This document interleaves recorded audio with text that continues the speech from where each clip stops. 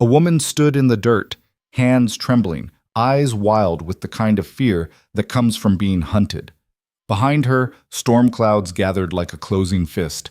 She'd lost something precious, a ring, the last piece of freedom she carried. And in desperation, she'd made a reckless offer to the silent stranger watching from the shadows. Find it, and I'm yours. But Cole Wilder wasn't the kind of man who took what wasn't freely given. What happened next would shatter everything she thought she knew about survival, trust, and what it means to truly choose your own fate.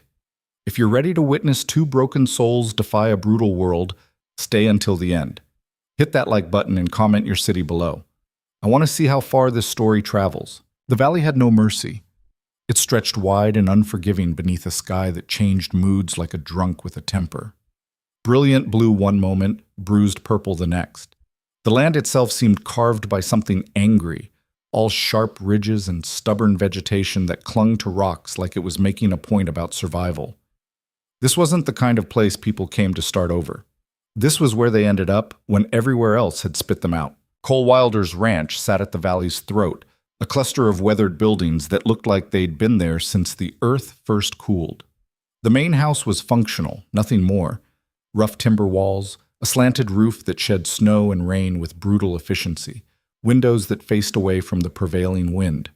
The barn leaned slightly to the east, as if tired of standing straight. Corrals and fencing stretched out in geometric patterns that made sense only to someone who understood isolation as architecture. Cole himself was 34, but carried 40 years in his shoulders.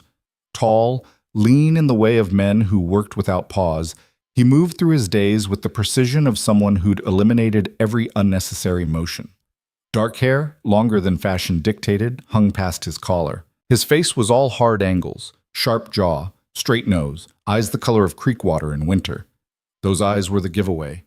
They held distance, vast and deliberate, the kind of distance that takes years to cultivate and moments to recognize. He'd chosen this life the way a wounded animal chooses a den, not for comfort, but for survival. 7 years he'd been here. 7 years since he'd buried his brother under a cottonwood tree on the eastern slope. 7 years since he'd stopped saying more than necessary to anyone. The valley suited him. It asked nothing, offered nothing, witnessed nothing. Perfect. The day Leora Vance stumbled into his world, Cole was mending fence on the north pasture, replacing rotted posts with new ones he'd cut and cured himself. The work was mindless, rhythmic. Dig, set, tamp, move on. His hands knew the motion so well his mind could wander, though it rarely went anywhere interesting. Mostly it circled the same worn grooves. Check the cattle at dusk, repair the barn door hinge, order supplies before the first snow. The sun was dropping toward the rim of the valley when he heard it. Not hoofbeats. He would have heard those miles off. Not an engine. There were no roads close enough. Just a sound that didn't belong. A disruption in the established pattern of wind and bird call and his own breathing. He straightened, setting the post-hole digger aside, and listened. There, a voice. Female. Shaking with something between panic and fury. Cole's first instinct was to ignore it. His second was to reach for the rifle leaning against the fence rail. He did both, in a sense. Took the rifle, but moved toward the sound, because whatever else he'd become, he wasn't cruel enough to leave someone in trouble without at least knowing what kind of trouble it was. He found her 50 yards from his property line, just inside the shadow of a rock formation that rose like a broken tooth from the valley floor. She was on her hands and knees in the dirt, fingers raking through gravel and dust, her movements increasingly frantic.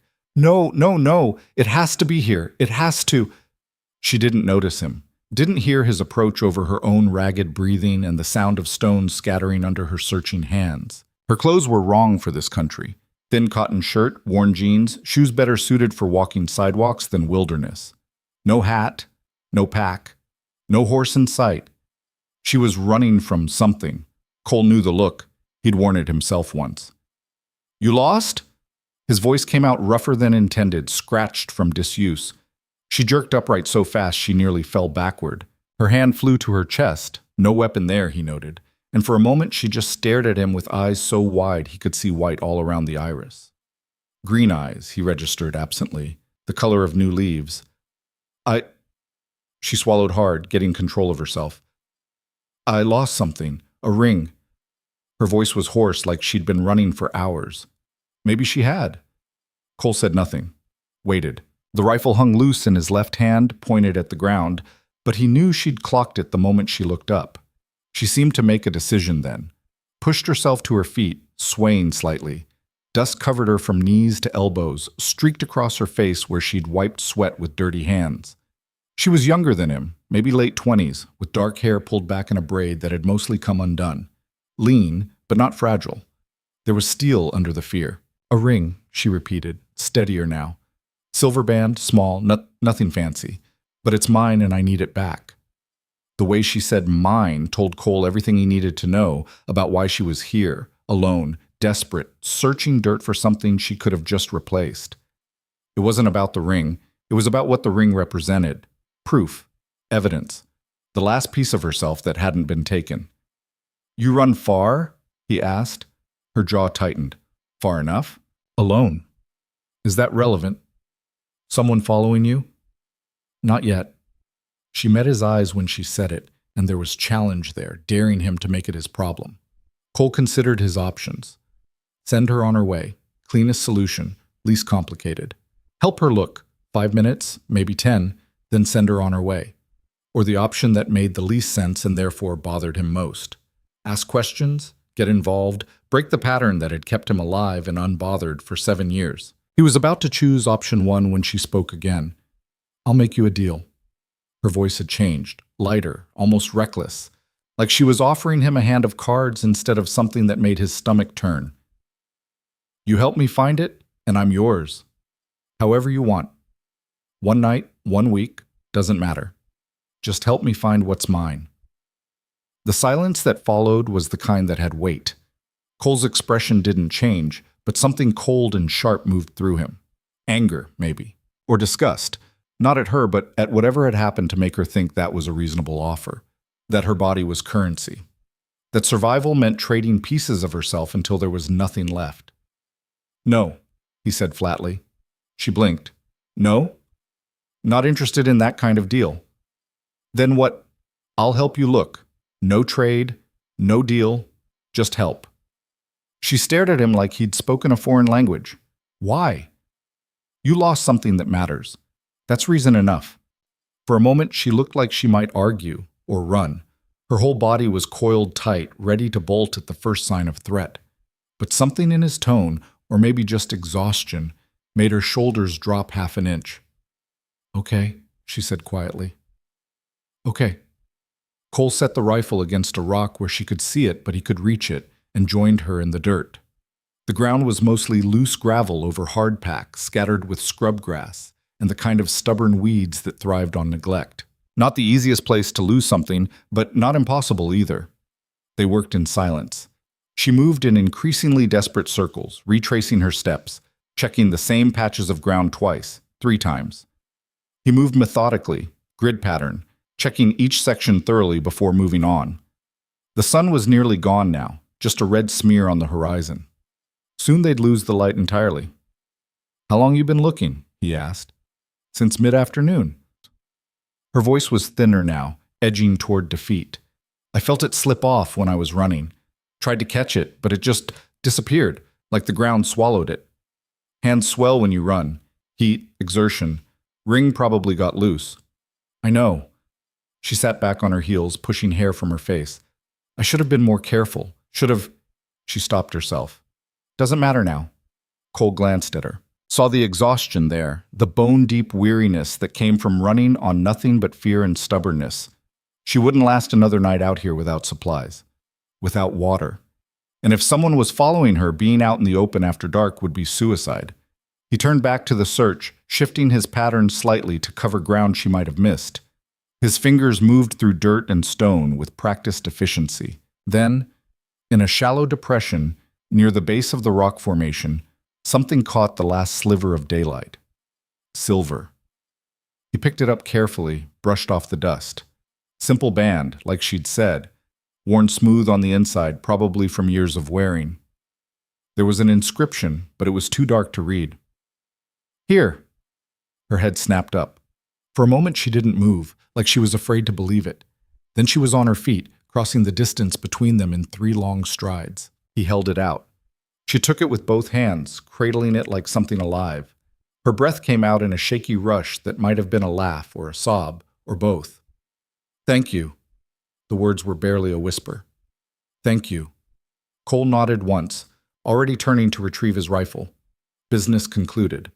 Problem solved. She could move on now, disappear into the valley or beyond it, and he could return to his fences and his routine and his carefully maintained distance from anything that mattered. He made it 3 steps before she spoke again. "I don't have anywhere to go." He stopped. "I'm not asking for charity," she continued quickly. "I can work. I'm good with animals, decent with repairs, and I learn fast, just a few days, until I figure out what comes next." Cole stood very still, facing away from her, the rifle a familiar weight in his hand. Every instinct he'd honed over 7 years was screaming at him to say no, to walk away, to let her be someone else's problem, someone else's risk. But when he turned around, he saw her standing there in the near dark, holding that ring like it was the only thing keeping her tethered to earth. And he heard himself say, 3 days. You work, you eat, you sleep in the barn loft. After 3 days, you move on. Agreed? Her eyes widened, then she nodded, quick and sharp. Agreed. What's your name? Leora Vance. Cole Wilder, come on. Storm's coming in tonight and you look half dead already. He started walking, not checking to see if she followed. She did, though, her footsteps uncertain on the rough ground but determined.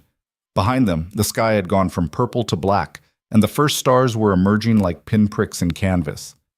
Neither of them spoke on the walk back to the ranch. Cole led the way with the ease of someone who knew every rock and rut by heart. Leora followed at a small distance, close enough not to lose sight of him, but far enough to maintain the illusion of choice. When they reached the main house, Cole gestured toward the barn. "Water pump's on the east side. Clean yourself up if you want. There's blankets in the tack room, left side, top shelf. Food at dawn." "Where will you be?" "In the house." "Alone?" "Always." She absorbed that, nodded, started toward the barn, then paused and turned back. "Cole?" He was already at the house steps, but stopped without looking back. "Why did you help me? Really?" For a long moment, he didn't answer. When he did, his voice was low, almost lost in the wind picking up around them. "Because someone should have helped me once. Didn't happen. Maybe it should have." Then he went inside and closed the door, leaving her standing in the yard with that answer, insufficient and complete all at once. Leora stood in the barn doorway long after he'd gone, turning the ring over and over in her fingers. The inscription on the inside was simple, just 4 words in script so worn she knew them more by memory than sight. Freedom begins with choice. Her mother's ring. The only thing she'd managed to keep when she fled the settlement 2 days ago. The settlement. Even thinking the word made her stomach clench. What a sanitized term for what it really was. A labor camp dressed up as community, run by a man named Harrow who believed ownership was a natural law, and women were a resource to be managed. She'd been there 8 months. 8 months of keeping her head down, working the gardens, pretending compliance while looking for any chance to run. The ring had stayed hidden, tucked into a seam in her boot, the only piece of her old life that Harrow's intake process hadn't confiscated. Then 3 nights ago, he'd called her into his quarters. She'd known what it meant. The other women had warned her, told her with their eyes what their mouths couldn't say in the open. Harrow always waited a few months, let the new arrivals settle in before making his selections. And Leora had been next on his list. "You'll move into the main house tomorrow," he'd said, smiling like he was offering her a promotion. "Private quarters. Better rations. Protection." Protection. As if she needed protecting from anything other than him. She'd smiled back, nodded, thanked him like a good girl. Then she'd packed what little she had, waited until the guards changed shifts, and slipped through a gap in the eastern fence she'd been widening for weeks. 2 days of running. 2 days of moving through wilderness she didn't know, eating nothing but what she could find, drinking from streams, sleeping in stolen hours between bouts of paralyzing fear that she'd hear hoofbeats behind her. And she'd almost made it. Almost. Until the ring slipped off her swollen finger and disappeared into the dirt, and she'd made the stupid, desperate decision to stop running long enough to search for it. If Cole hadn't come along when he did, but he had, and he'd helped, and he'd said no to her offer with such flat certainty that she almost believed him. Almost. Leora had learned young that men always wanted something. The only variable was how long they waited before demanding payment. Cole seemed different, but she'd thought that before, about other men, and been wrong every time. Still, 3 days. She could manage 3 days. Long enough to rest, eat, figure out her next move. Then she'd disappear again, keep moving, put so much distance between herself and Harrow that his reach couldn't possibly extend. She found the water pump where Cole said it would be, along with a metal basin hanging from a nail. The water ran cold and clean, shocking against her dusty skin. She scrubbed her face, her hands, her forearms, watching dirt swirl and disappear into the ground. When she was done, she felt marginally more human. The barn was organized with the same brutal efficiency as everything else she'd seen of Cole's operation. Tools hung on designated hooks, feed sacks stacked neat and tight. Stalls clean, though most were empty. She'd seen only a handful of cattle on the walk-in and a single gray horse in the far paddock. The tack room smelled like leather and oil. She found the blankets where he'd said, rough wool, but clean, and carried them up the ladder to the loft. The space was open, filled with loose hay and surprisingly warm. A small window faced west, where the last light had finally died. Leora made a nest in the hay, wrapped herself in blankets, and closed her eyes. Sleep should have come instantly. She was exhausted enough to pass out standing, but her mind wouldn't quiet. It kept circling back to the moment Cole found the ring. The way he'd held it out to her without ceremony, without expectation. The way he'd agreed to let her stay without asking for anything in return. Men didn't do that. Not in her experience. There was always a price, always a catch, always a moment when the mask came off and the real demands began. So what was his? She wouldn't have to wait long to find out.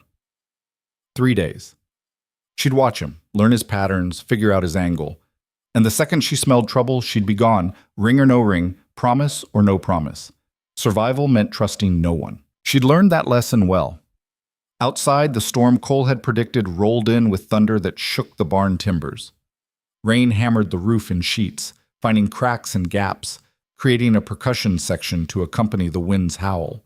Leora pulled the blankets tighter and listened to the chaos, feeling oddly safe in this stranger's barn, in this stranger's valley, protected by nothing but rough timber and a promise she didn't quite believe. Eventually, exhaustion won. She slept. Cole stood at his kitchen window, watching lightning split the sky over the valley. The storm was a good one, the kind that cleared the air and filled the creek and reminded him why he'd chosen this particular piece of nowhere. Behind him, coffee steamed in a chipped mug. The house was dark except for a single oil lamp on the table. He didn't need much light. Didn't need much of anything, really, except routine and distance and work hard enough to keep his thoughts from wandering into dangerous territory. But tonight, the routine was broken. There was a woman in his barn, a woman who'd offered herself like it was nothing, like she'd done it before, like it was expected. Cole's jaw tightened. He knew the type of man who created that expectation. Had known them all his life, men who saw other people as things to use, resources to exploit, obstacles to remove. His father had been one. So had the foreman at the ranch where he and his brother had worked before everything went to hell. His brother. Cole forced the thought away. 7 years and it still cut like fresh grief when he let it surface. Better to keep it buried. Better to focus on what was here, now, manageable. 3 days. He'd given her 3 days, stupid probably. Dangerous, definitely. If she was running from someone serious, that someone might come looking, might bring trouble Cole didn't need and couldn't afford. But he'd made the offer and he'd keep it. 3 days of work, food, shelter. Then she'd move on and he'd go back to the blessed emptiness of a life without complications. He drained the coffee, rinsed the mug, set it to dry. Tomorrow he'd put her to work, test her claim about being useful. If she could pull her weight, fine. If not, 3 days would pass quickly enough. He climbed the stairs to his bedroom, a sparse space with a bed, a chair, a chest of drawers. No photographs, no decorations, nothing personal. The window faced east toward the cottonwood tree he never looked at if he could help it. Cole undressed mechanically, hung his clothes on the chair, lay down in darkness. Outside, the storm continued its assault on the valley. But inside his small room, everything was still. He closed his eyes and tried not to think about green eyes and reckless offers and the weight of someone else's desperation landing in his carefully ordered world. Sleep, when it came, was thin and troubled. Dawn arrived cold and clear, the storm having scrubbed the sky clean. Cole was up before first light, moving through his morning routine with mechanical precision. Coffee, breakfast, eggs from his 3 hens, bread he'd baked 2 days ago, then outside to check the animals, assess any storm damage, start the day's work list. He was mucking out the horse's stall when he sensed her approach. Not heard. She moved quietly for someone who'd spent yesterday stumbling through wilderness. But the quality of the silence changed, gained weight, and he knew without looking that she was standing in the barn doorway. "Morning," she said. "Morning." He didn't stop working. "There's food in the house, kitchen table. Help yourself." "I'd rather work first, if that's acceptable." Cole glanced at her then. She'd cleaned up best she could, face scrubbed, hair rebraided, clothes still dusty but straightened. Her eyes were clear, alert, already cataloging the barn's layout and condition. "Suit yourself," he said. "Pitchforks on the wall. Start with the empty stalls. Muck out, fresh straw down. When you're done, I'll have something else." She nodded, grabbed the pitchfork, and got to work. Cole watched her for about 30 seconds, just long enough to confirm she knew which end of a pitchfork to use, then went back to his own tasks. They worked in silence. The only sounds, the scrape of tools, the shuffle of hooves, the distant call of a hawk somewhere over the valley rim. Leora worked steadily, methodically, without the fumbling hesitation of someone unfamiliar with physical labor. She knew how to pace herself, how to use leverage instead of strength, how to read an animal's mood before entering its space. Within an hour, she'd finished the stalls and was looking for the next job. "Feed bins need filling," Cole said, nodding toward the storage area. 50-pound sacks, stacks in the corner." She located the sacks, hefted one experimentally, then carried it to the first bin and dumped it in. Then another, and another. By the time she'd finished, there was sweat on her forehead despite the morning chill, but her breathing was steady. What else? Cole considered her, reassessed. She wasn't just claiming to be useful, she was proving it. And she wasn't asking for praise or acknowledgement, just the next task. That kind of work ethic was rare, valuable, dangerous in its own way. Made him think maybe 3 days wasn't enough to figure out what to do with her. "Chicken coop needs fresh bedding," he said. "After that, north fence took some damage in the storm. I'll show you." They worked through the morning in that same pattern, Cole assigning tasks, Leora executing them without question or complaint. She didn't try to make conversation, didn't ask personal questions, just worked, ate the lunch he provided without comment, and worked some more. By mid-afternoon, they'd replaced 3 fence posts, restrung wire, and cleared debris from the rain gutters. Cole found himself adjusting his assessment again. She wasn't just useful, she was competent. Quick to learn, strong enough to handle the work, smart enough to anticipate problems before they became critical. If she'd come from a settlement like he suspected, they'd trained her well. Too well, maybe. They'd trained her. The kind of training that came from systems designed to extract maximum value from people with minimum investment. "Water break," he said, nodding toward the pump. Leora set down the wire cutters and crossed to the pump, working the handle until water gushed into the basin. She drank straight from cupped hands, then splashed her face and neck. When she straightened, she caught him watching. "Something wrong? Are you planning to tell me where you came from?" Her expression shuddered immediately. "Does it matter?" "Might. If someone comes looking." "I told you, not yet. But eventually." She held his gaze, weighing her options. Finally. "Maybe. Probably. But I'll be gone before they get close." "How do you know?" "Because I've gotten good at running." There was no pride in the statement, just flat fact. Cole recognized the tone. It was how he sounded when he talked about the things he'd gotten good at through necessity rather than choice. 3 days, he reminded her. That's what we agreed. "I remember. After that, whatever's following you becomes my problem if you're still here." "Then I won't be here." She said it with such certainty he almost believed her. Almost. But he'd seen the way she looked at the barn this morning, The small flash of something like relief when she'd found it still standing, still offering shelter. He'd seen that same look in animals who'd been starved before. Even when fed, they hoarded food, couldn't quite believe the plenty would last. She was already thinking about staying longer than 3 days, which meant he needed to start thinking about what happened when she did. "Finish the fence," he said, turning away. "Then call it a day. Tomorrow we'll work on the barn roof. Storm found some weak points." Understood. He left her to it and headed back to the house, needing distance, needing to think. But when he reached the porch steps, he paused and looked back. She was already back at work, moving with that same steady competence, her shadow long in the afternoon sun. And somewhere in the valley, storm clouds were building again, banking against the rim like they were gathering strength for another assault. Cole had the sudden, unsettling thought that the real storm hadn't arrived yet. It was still coming. And when it did, 3 days wouldn't matter at all. The second day began before sunrise with the sound of something breaking. Cole was already awake, halfway through his first cup of coffee, when he heard the crash from the barn. He moved fast, rifle in hand, crossing the yard in long strides. The barn door stood open, swinging slightly in the pre-dawn wind. Inside, Leora stood frozen in the center aisle, a broken lantern at her feet, oil spreading in a dark pool across the floorboards. Her face was pale, eyes wide with something that looked like trapped animal panic. I was trying to light it, and it just... She stopped herself, squared her shoulders. "I'll clean it up. I'll replace it. Just tell me what it costs." Cole lowered the rifle, looked at the mess, then at her. The panic in her eyes told him this wasn't about a broken lantern. This was about consequence, about punishment, about bracing for impact. "It's a lantern," he said quietly. "I've got 3 more. Clean up the oil before it soaks into the wood. Sand's in the barrel by the door." He turned to leave, then paused. "Leora." She looked up, still tense, still waiting for the other shoe to drop. "Accidents happen. This one's minor. Forget it." Her expression flickered. Confusion, relief, suspicion, all in the space of a heartbeat.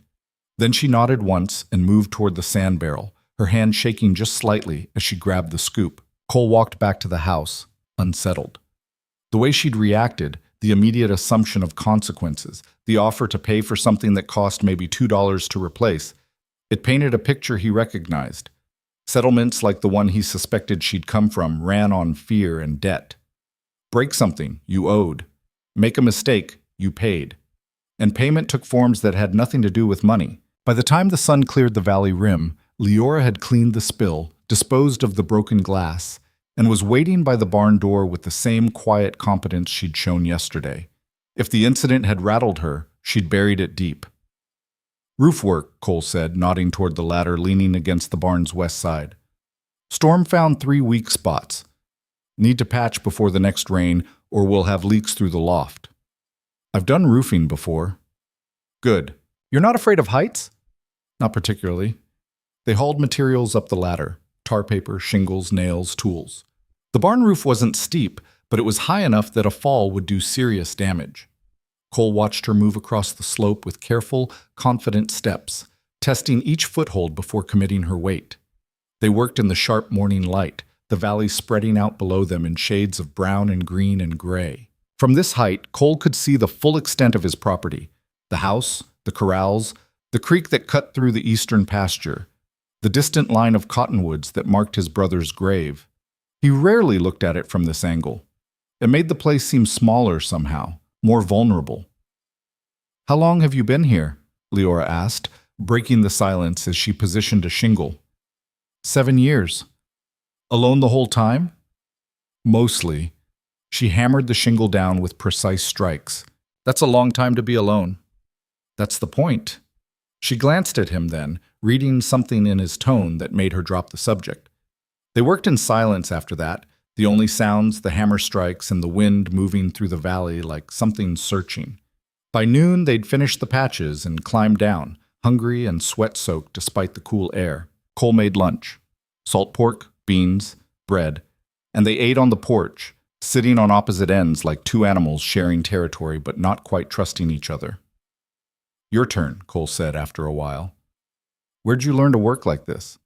Leora set down her plate, considered her answer. Different places. My mother taught me some. The rest I picked up as needed. Your mother around? No, died 6 years ago. Fever. Sorry. Don't be. She taught me what mattered before she went. Leora touched the ring on her finger, a gesture so automatic she probably didn't realize she was doing it. Self-reliance, awareness, how to read people before they read you. Useful skills, essential ones. She met his eyes. You learn them early enough, they keep you alive. Cole heard the weight behind those words. Whatever her story was, survival had been the central theme, not comfort, not happiness. Just the raw, grinding work of staying alive in a world designed to grind people down. The settlement you came from, he said carefully. They train everyone like this, or just certain people. Her jaw tightened. How do you know about the settlement? I don't, I'm guessing. But you show up alone, running, scared, with skills that come from institutional training. Doesn't take much to add it up. And if you're right, then I'm right. Doesn't change the agreement. 3 days. She relaxed slightly. It wasn't technically a settlement, that's what they called it, but really it was a work camp, run by a man named Harrow. He believed in order, structure, efficiency. People were assets to be managed. And you were an asset. For 8 months, yes. What happened 8 months ago? Leora looked out at the valley, her expression distant. I made a mistake. Trusted someone who said they could get me legitimate work. Instead, they sold me to Harrow's recruiters. By the time I realized what was happening, I was already inside the fence. You try to leave? Constantly. But Harrow was smart. He didn't use chains or locks. He used debt. Every meal, every piece of clothing, every tool you used, it all went on your account. Leave before you paid it off, and they'd hunt you down, bring you back, double the debt. Most people gave up after the first month, accepted that they'd be there until they died or became too old to work. But not you. No. The word was hard, final. Not me. I started planning the day I arrived, mapped the fence, timed the guard rotations, figured out the gaps, and I waited. Until... She turned to face him, and her eyes held something cold and ancient. Until Harrow decided I'd been there long enough. Until he called me to his quarters and told me I'd be moving into the main house, private quarters, better rations, protection. The way she said the last word made it sound obscene. I smiled, thanked him, then I ran. Cole absorbed that, saw the picture she was painting, understood now why she'd made that offer in the dirt when he'd found her. It wasn't recklessness, it was calculation. She'd learned to offer what men wanted before they took it by force. Survival mathematics. This Harrow, he said. He the type to let assets walk away? No. He the type to send people after them? Yes. She held his gaze. Which is why I'll be gone in 1 more day, like we agreed. I won't bring that trouble to your door. Cole nodded slowly, finished his lunch, stood. Come on. Still got work to do. They spent the afternoon repairing fence line, moving from post to post with practiced efficiency. The rhythm was becoming familiar now. Cole would assess the damage, Leora would gather materials, together they'd make the fix. They were developing a shorthand, a way of working that required fewer words each time. It should have made Cole uncomfortable. He'd spent 7 years avoiding exactly this kind of partnership, this slow erosion of boundaries. But there was something clean about it. She didn't pry, didn't make assumptions, just worked beside him like another pair of hands, useful but not intrusive. As the sun dropped toward the valley rim, Cole found himself thinking about the 3-day limit. Tomorrow would be day 3. Tomorrow she'd pack her few belongings and disappear back into the wilderness, and he'd return to his routine of solitude and silence. It should have been a relief. Instead, it felt like waste. How far are you planning to go? He asked as they coiled wire. Far as I can, maybe north, toward the settlements near the border. They're not as particular about papers, ask fewer questions. That's a long walk. I've walked farther. In winter? She paused. It's not winter yet. Close enough. Another month, maybe 6 weeks, and this valley will be snowed in. You get caught in the high country when the storms hit, you won't make it. Then I won't get caught. Cole studied her. Saw the determination there, but also the exhaustion. 2 days of hard work and decent food had helped, but she was still running on fumes. Whatever reserves she'd built up during those 8 months in Harrow's camp were nearly depleted. She needed more time, more rest, more resources. He was about to say something monumentally stupid. He could feel it coming, could see the mistake before he made it. But he made it anyway. Stay another week. Leora's head snapped up. What? 1 week, 7 more days. You work, I'll pay you. Not much, but enough to buy supplies for the road. Food, warm clothes, maybe a knife. When you leave, you'll have a better chance. Why would you do that? Because you're useful, and because sending you out there with nothing but determination is sending you to die. He met her eyes. 3 days was arbitrary. A week makes more sense. She was quiet for a long moment, turning it over, looking for the trap. Same arrangement? I work, you pay, no other expectations? Same arrangement. And after a week, I leave. No argument. No argument. Another long pause. Then, okay, 1 week. They shook on it, her hand small and calloused in his, and Cole told himself he was being practical, strategic, that having competent help for a week would let him get ahead on repairs before winter locked everything down. He was lying to himself, and he knew it, but he made the deal anyway. That evening, Cole did something he hadn't done in 7 years.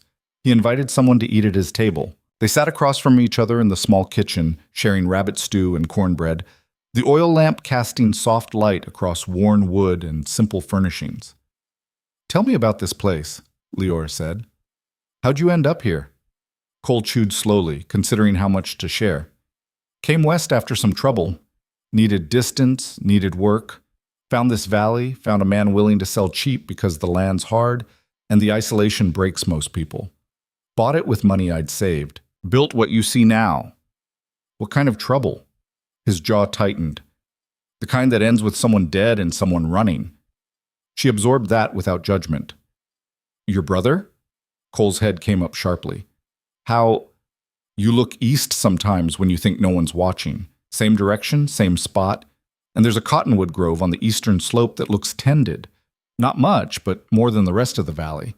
So either you buried someone or you're sentimental about trees. He should have been angry at the observation, the intrusion. Instead, he felt something like respect. She was sharp, watched, learned, survival skills, all of them. My brother, he confirmed. Name was James, younger by 3 years. We worked a ranch together, down south. Foreman was a bastard, liked to use his fist to make points. James talked back one day, got beat for it. I stepped in, things escalated. When it was over, the foreman was dead and we were running. No self-defense? Maybe, probably. Didn't matter. His family had connections, money, influence. We were nobody, so we ran. Made it this far before James got sick, lung fever. I tried. His voice cracked slightly. I tried everything. Wasn't enough. He died in that cottonwood grove. I buried him there. Leora was quiet, respectful. And you stayed. Where else would I go? He's here. This is where it ends. For him, not for you. Cole looked at her. What's the difference? The difference is you're alive. You get to choose what comes next. I chose this. Isolation, distance, no more connections to break. That's not choosing, Leora said softly. That's hiding. The words hung in the air between them, sharp and uncomfortable. Cole wanted to argue, to defend the walls he'd built so carefully. But sitting across from this woman who'd survived things he could only imagine, who kept running even when running seemed impossible, his defenses felt thin. Maybe, he admitted finally, but it's kept me alive. So has running. Doesn't make it living. They finished the meal in silence after that, each lost in thoughts too heavy to share. When Leora stood to clear the dishes, Cole stopped her with a raised hand. I'll get it. You should rest. I'm fine. You're exhausted. I can see it. Go sleep. Tomorrow we'll work on the east pasture fence. She hesitated, then nodded. Thank you. For the meal. For... She gestured vaguely. All of it. You're earning it. Still. Thank you. She left through the kitchen door, crossing the yard to the barn. Cole watched her go, then turned to the dishes, his hands moving automatically while his mind churned. 1 week. He'd committed to 1 week, 7 days of shared work, shared space, shared silence. Then she'd leave and he'd be alone again, which was exactly what he wanted, except he wasn't sure that was true anymore. The next 3 days fell into a rhythm that felt dangerously close to routine. They worked from dawn until dusk, repairing fences, tending animals, chopping firewood for the winter that was coming whether they acknowledged it or not. They ate meals together, sometimes in comfortable silence, sometimes with brief exchanges that revealed small pieces of themselves. Leora talked about her mother, about growing up in small towns where survival meant knowing when to move on. Cole talked about James, about the ranch where they'd worked, about the moment when everything went wrong. Neither of them talked about what happened after the week ended. On the 5th day, something shifted. They were working in the north pasture, rebuilding a section of fence that had been damaged by falling timber during the storm. The work was hard, physical, requiring coordination and trust. Cole would brace the post while Leora hammered. She'd hold the wire taut while he fastened it, back and forth, a dance they'd perfected without conscious thought. "You're good at this," Cole said during a water break. "At what?" "Working with someone. Anticipating what's needed. Most people need constant direction." Leora shrugged. "I learned early, if you make yourself useful enough, people need you. And if they need you, they're less likely to hurt you." "That how it worked at Harrow's place?" "For a while. Until I became too useful. Then he didn't want to let me go." Cole wiped sweat from his forehead. "You ever think about going back, getting the others out?" She laughed, but there was no humor in it. "Every day. But I'm one person, Cole. Harrow has 20 guards, all armed, all loyal because he pays them well. I'd be dead before I got 10 feet inside that fence." "So you just leave them?" Her eyes flashed. "What choice do I have? Die trying to be a hero, or survive and maybe someday find a way to actually make a difference?" "Fair point. Besides," she added, softer now, "most of them don't want to leave. They've accepted it, made peace with it. Sometimes survival means surrendering the fight." "But not you." "No, not me." She picked up the hammer again. "I'd rather die running than live kneeling." They went back to work, but Cole couldn't shake the image her words had painted. 20 guards, armed and loyal.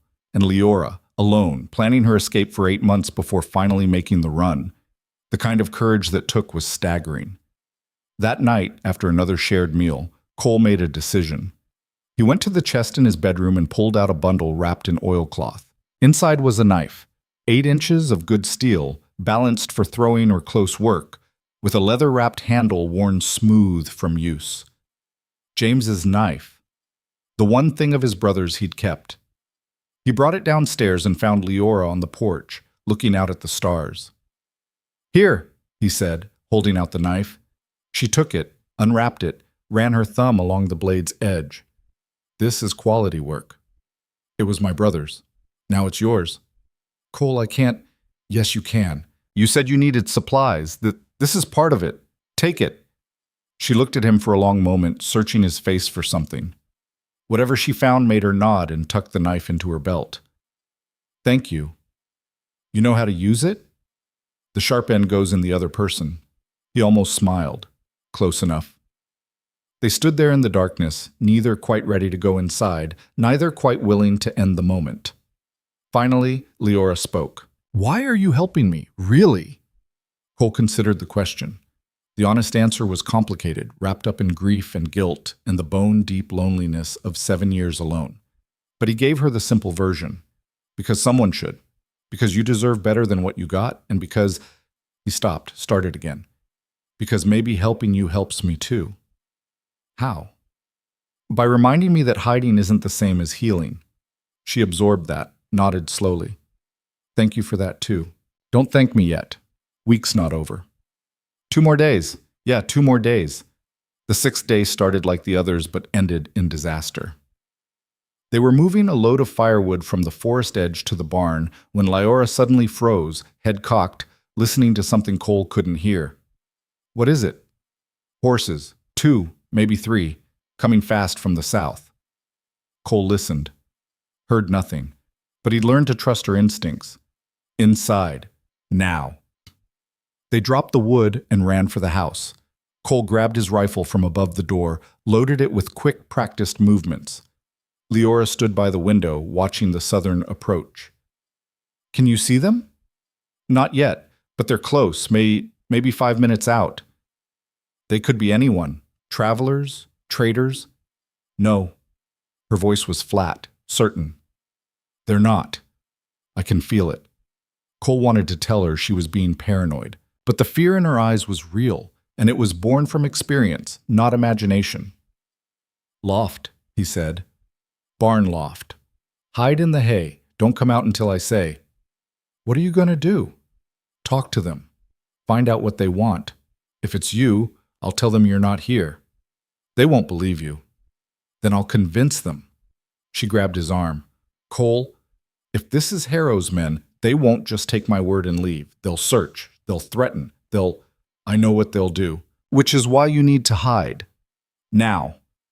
She hesitated one more second, then ran for the barn. Cole watched her disappear inside, then turned back to the window and waited. The riders appeared exactly when Leora said they would. 3 men on horseback, moving with the casual confidence of people who expected compliance.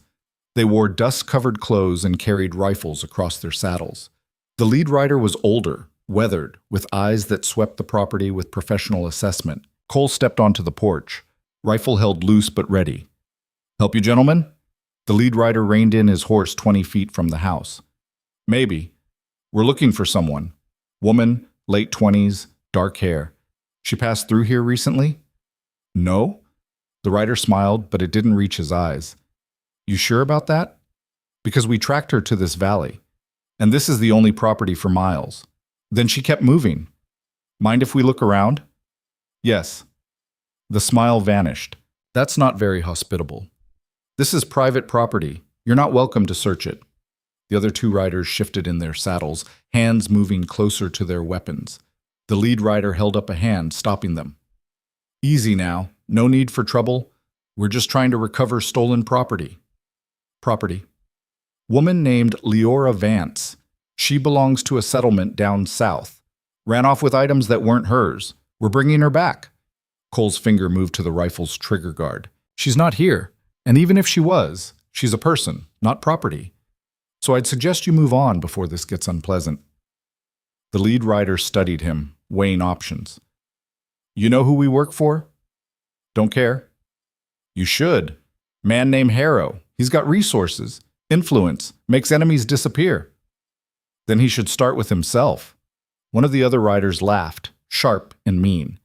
The lead rider's expression hardened. Last chance. Let us search, or we'll assume you're hiding her, and that makes you complicit. Cole raised the rifle slightly, not quite pointing it, but making the threat clear. You're on my land without permission. That makes you trespassers. I'm well within my rights to defend my property. So here's how this works. You turn around, ride back the way you came, and we all forget this conversation happened. The tension stretched thin and dangerous. For a moment, Cole thought it would snap, thought bullets would fly and everything would go to hell. But the lead rider was smart enough to recognize a losing position. One man, fortified, with high ground and determination, not worth the casualties, especially over one runaway. This isn't over, the rider said. Yes, it is. Don't come back. The 3 men turned their horses and rode south, kicking up dust. Cole watched until they disappeared beyond the valley rim, then lowered the rifle and allowed himself to breathe. Leora emerged from the barn, moving fast, eyes wild. Are they gone? For now. You shouldn't have done that. You should have let them search. They would have found me, but you'd be safe. That's not how this works. Cole, you don't understand. Harrow doesn't forget. Those men will report back. He'll send more. Let him. Cole's voice was hard, final.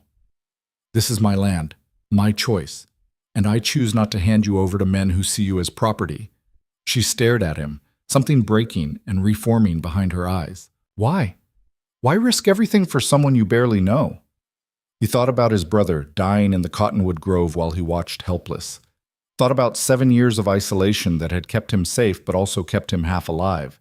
Thought about this fierce, damaged woman who'd rather die running than live kneeling. Because it's the right thing to do. he said simply.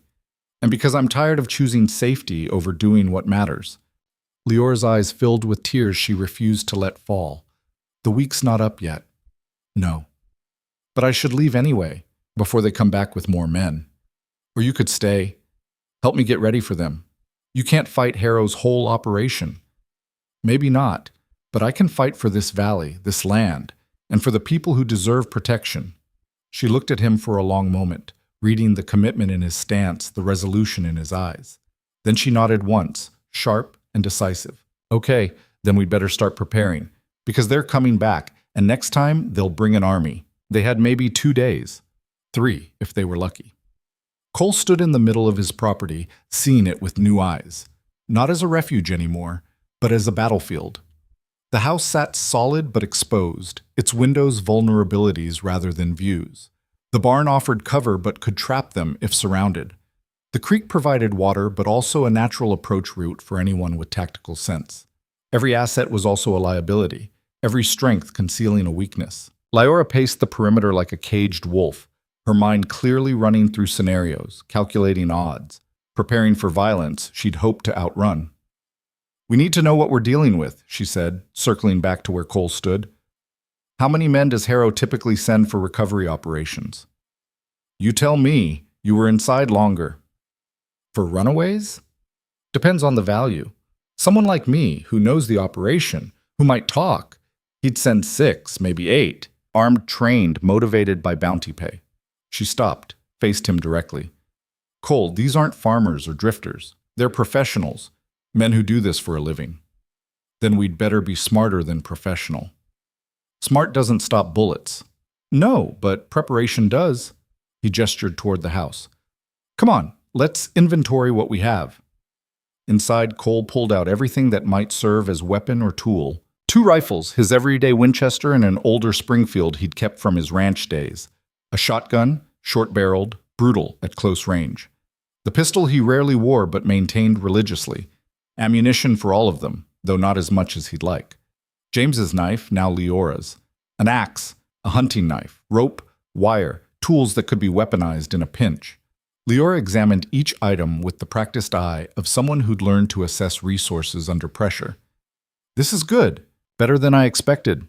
You know how to use all of these? Wouldn't own them if I didn't. And you're willing to use them? Against people? Cole met her eyes. I've killed before. I'll do it again if I have to, but I'd rather not have to. Might not be a choice. There's always a choice. Question is what you're choosing between.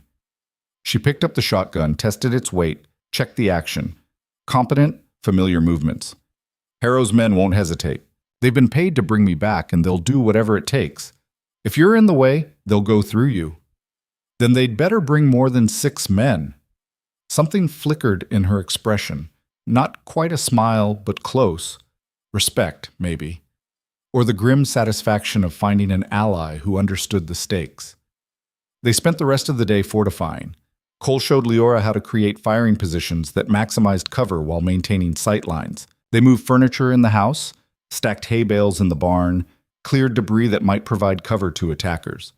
Leora suggested tripwires across likely approach routes. Nothing lethal, just warning systems that would give them precious seconds of advance notice. You learned this in the settlement? Cole asked as she rigged a wire between 2 fence posts. Partially. Rest I learned before. My mother was paranoid about safety. Said a woman alone needed to think like prey and act like predator. She pulled the wire taut, tested the tension. Turns out she was right. She teach you to shoot? Some. I'm better with a knife, but I can handle a rifle if needed. We'll test that tomorrow. Need to know what you can do at distance. They worked until dark, transforming the ranch from homestead to fortress. It wasn't much. Cole knew that. Against a determined force with numbers and training, their preparations were stopgap measures at best.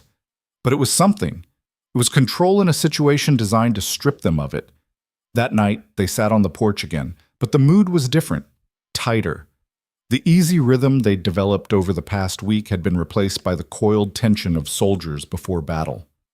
Tell me about Harrow, Cole said. What kind of man is he? Leora was quiet for a long moment, her fingers unconsciously touching the ring she never removed. He's not cruel for cruelty's sake. That's what makes him dangerous. He genuinely believes he's creating something worthwhile. A functioning society where everyone has a role, everyone serves a purpose. He talks about order, efficiency, the natural hierarchy of things. Sounds like he's rationalizing slavery. That's exactly what he's doing. But he's convinced himself it's benevolent, that he's protecting people, giving them structure and safety in a chaotic world. Her voice hardened. And some people believe him. They accept the collar because it comes with regular meals and a roof over their heads. But not you. I'd rather starve free than eat well in chains. Cole understood that sentiment down to his bones. He'd made the same choice when he ran from the ranch where James died. Could have stayed, faced whatever consequences came, probably survived if he'd been willing to bend. But bending meant breaking something essential inside himself, and he'd chosen exile over compromise. If they come in force, he said carefully, we might not win. I know. You could still run, take supplies, head north tonight, be miles away before they arrive. Leora turned to look at him, her face half-shadowed in the lamplight spilling from the kitchen window. Is that what you want? I want you to survive, whatever that takes. And what about you? I'll be fine. This is my land. They've got no quarrel with me beyond hiding you. You disappear. Problem disappears. You really believe that? Cole wanted to say yes. Wanted to believe that Harrow's men would cut their losses, report back that she'd moved on, leave him in peace. But he'd seen the lead rider's eyes, seen the calculation there. Men like that didn't forgive being defied. They remembered. They returned. No, he admitted. I don't believe that. Then we stand together, whatever comes. You don't owe me that? Maybe not, but I choose it anyway. She stood, stretched, headed for the barn. At the door she paused. Freedom begins with choice. That's what my mother's ring says. Well, I'm choosing to stay. I'm choosing to fight. And I'm choosing to trust that we're stronger together than we are alone. Cole watched her disappear into the darkness, her words hanging in the cool night air. For 7 years he'd believed strength meant isolation, that vulnerability was the price of connection. But sitting there on the porch of a ranch he'd built as a fortress against the world, he wondered if maybe he'd been wrong. Maybe real strength wasn't about walls. Maybe it was about knowing when to let someone stand beside you. The next morning broke cold and clear, the kind of day that would have been beautiful under different circumstances. Cole woke before dawn and found Leora already up, standing in the yard with the rifle, staring south like she could see trouble coming before it arrived. Anything? He asked, joining her. Not yet, but soon. You sound certain. I am. The lead rider's name is Garrett. He's Harrow's best tracker, his most loyal enforcer. He doesn't fail missions. If he said he'd be back, he will. Cole nodded, accepting her expertise. Then we'd better make sure we're ready. Come on. Shooting practice. He set up targets at varying distances, 50 yards, 100, 200, started Leora at close range to gauge her skill. She was better than she'd claimed, not exceptional, but competent. Steady hands, good breath control, patient with the trigger. At 50 yards, she could hit center mass consistently. Beyond that, accuracy dropped, but she could still make effective suppressing fire. You'll do, Cole said after the 10th round. Stick to medium range and you'll be fine. What about you? He picked up his Winchester, chambered a round, and put 3 shots through the 200-yard target's center in rapid succession. Leora whistled low. Where'd you learn to shoot like that? Necessity. My father believed in being prepared. Beat the lessons into me and James until we could shoot accurately half asleep. Hated him for it at the time, but it kept us alive more than once. They spent the rest of the morning running drills, moving between positions, coordinating fields of fire, practicing reload speeds. Cole watched Leora adapt and improve in real time, her natural intelligence overcoming gaps in training. By noon, they'd developed a basic defensive strategy. Leora in the barn loft with the rifle, high ground, and good sight lines. Cole mobile, using the Springfield for distance and the shotgun for close work. If they breach the house, Cole said, you fall back to the creek. There's cover there and rough terrain. Harder for horses, easier to disappear. What about you? I'll slow them down, give you time. That's not a plan. That's suicide. That's sacrifice. Different thing. Leora's expression hardened. We're not doing that. We're not doing the noble sacrifice routine where you throw yourself on a grenade so I can escape. If we're fighting, we fight together. If we're running, we run together. No heroes, no martyrs. Agreed? Cole wanted to argue. Every instinct screamed at him to protect her, to put himself between her and danger. But he recognized the look in her eyes, the same look she'd probably given Harrow when he tried to own her. This wasn't negotiable. Agreed, he said finally. Good. Now show me the escape route you're planning, because I know you've already mapped one out. She was right. He had. They spent the afternoon walking the terrain, identifying fallback positions, marking landmarks they could navigate by in darkness. The valley was rough country, unforgiving, but Cole knew every rock and ravine. If it came to running, they'd have a chance. As the sun dropped toward evening, they returned to the ranch, exhausted but as prepared as they could be. Leora made dinner while Cole did a final weapons check. They ate in near silence, each lost in thoughts about the violence that was coming. Tell me something, Leora said eventually. If we survive this, if we actually pull it off and Harrow's men go away, what then? What do you mean? I mean, what happens to me? To us? Do I still leave after the week? Cole hadn't let himself think that far ahead. Survival first, future later. But her question demanded an answer. I don't know, he said honestly. What do you want to happen? I want... She stopped, started again. I want to stop running. I want to sleep without wondering if tonight's the night they find me. I want to work because I choose to, not because I'm paying off debt or earning my keep. I want... Her voice cracked slightly. I want to feel safe. Just once. Just for a while. Cole understood that yearning more than he could express. He'd built this ranch searching for the same thing, safety through isolation, peace through distance. But safety earned alone was fragile, easily shattered. Maybe real safety required allies, required trust. If we survive, he said slowly, you can stay as long as you want. No conditions, no obligations. Just stay. Her eyes widened. You mean that? I wouldn't say it if I didn't. But I'm dangerous. I bring trouble. Trouble's already here. Might as well face it together. Something passed between them then, unspoken but profound. A shift from temporary alliance to something more permanent. From two people using each other for mutual benefit to two people choosing each other despite the risks. Leora reached across the table, took his hand. Hers was warm, calloused from work, strong. He squeezed gently, sealing the promise. Together then, she said. Together. They slept in shifts that night. Leora took first watch, positioned in the barn loft with the rifle and a clear view of the southern approach. Cole tried to rest, but sleep came in fragments, broken by every sound, every shift in the wind. Around midnight they switched. He took up position while she retreated to the loft, and he watched the darkness like it was an enemy to be conquered. The attack came at dawn. Cole spotted them first, 8 riders this time, spread in a loose formation, approaching from the south with the sunrise at their backs.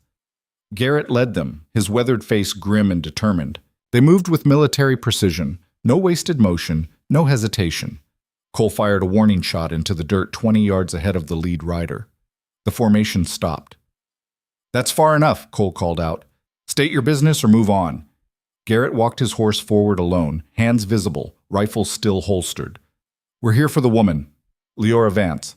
Turn her over and we leave. No one else gets hurt. She's not here. Yes, she is. We tracked her, found her footprints, signs of her presence. She's been here for days. Garrett's voice was calm, reasonable. You're harboring a fugitive. That makes you complicit. But Mr. Harrow is a reasonable man. You hand her over, we forget about your involvement. Everyone walks away. From the barn loft, Leora's voice rang out clear and hard. Tell Harrow I'm never coming back. Tell him I'd rather die than set foot in that hell he calls a settlement. Garrett's expression didn't change. That can be arranged. 8 rifles came up simultaneously, all pointed at the barn. Cole swung his Winchester toward Garrett. Lower your weapons, now. Can't do that. We have our orders. Then you're going to die following them. For a long frozen moment, nobody moved. 8 men against 2.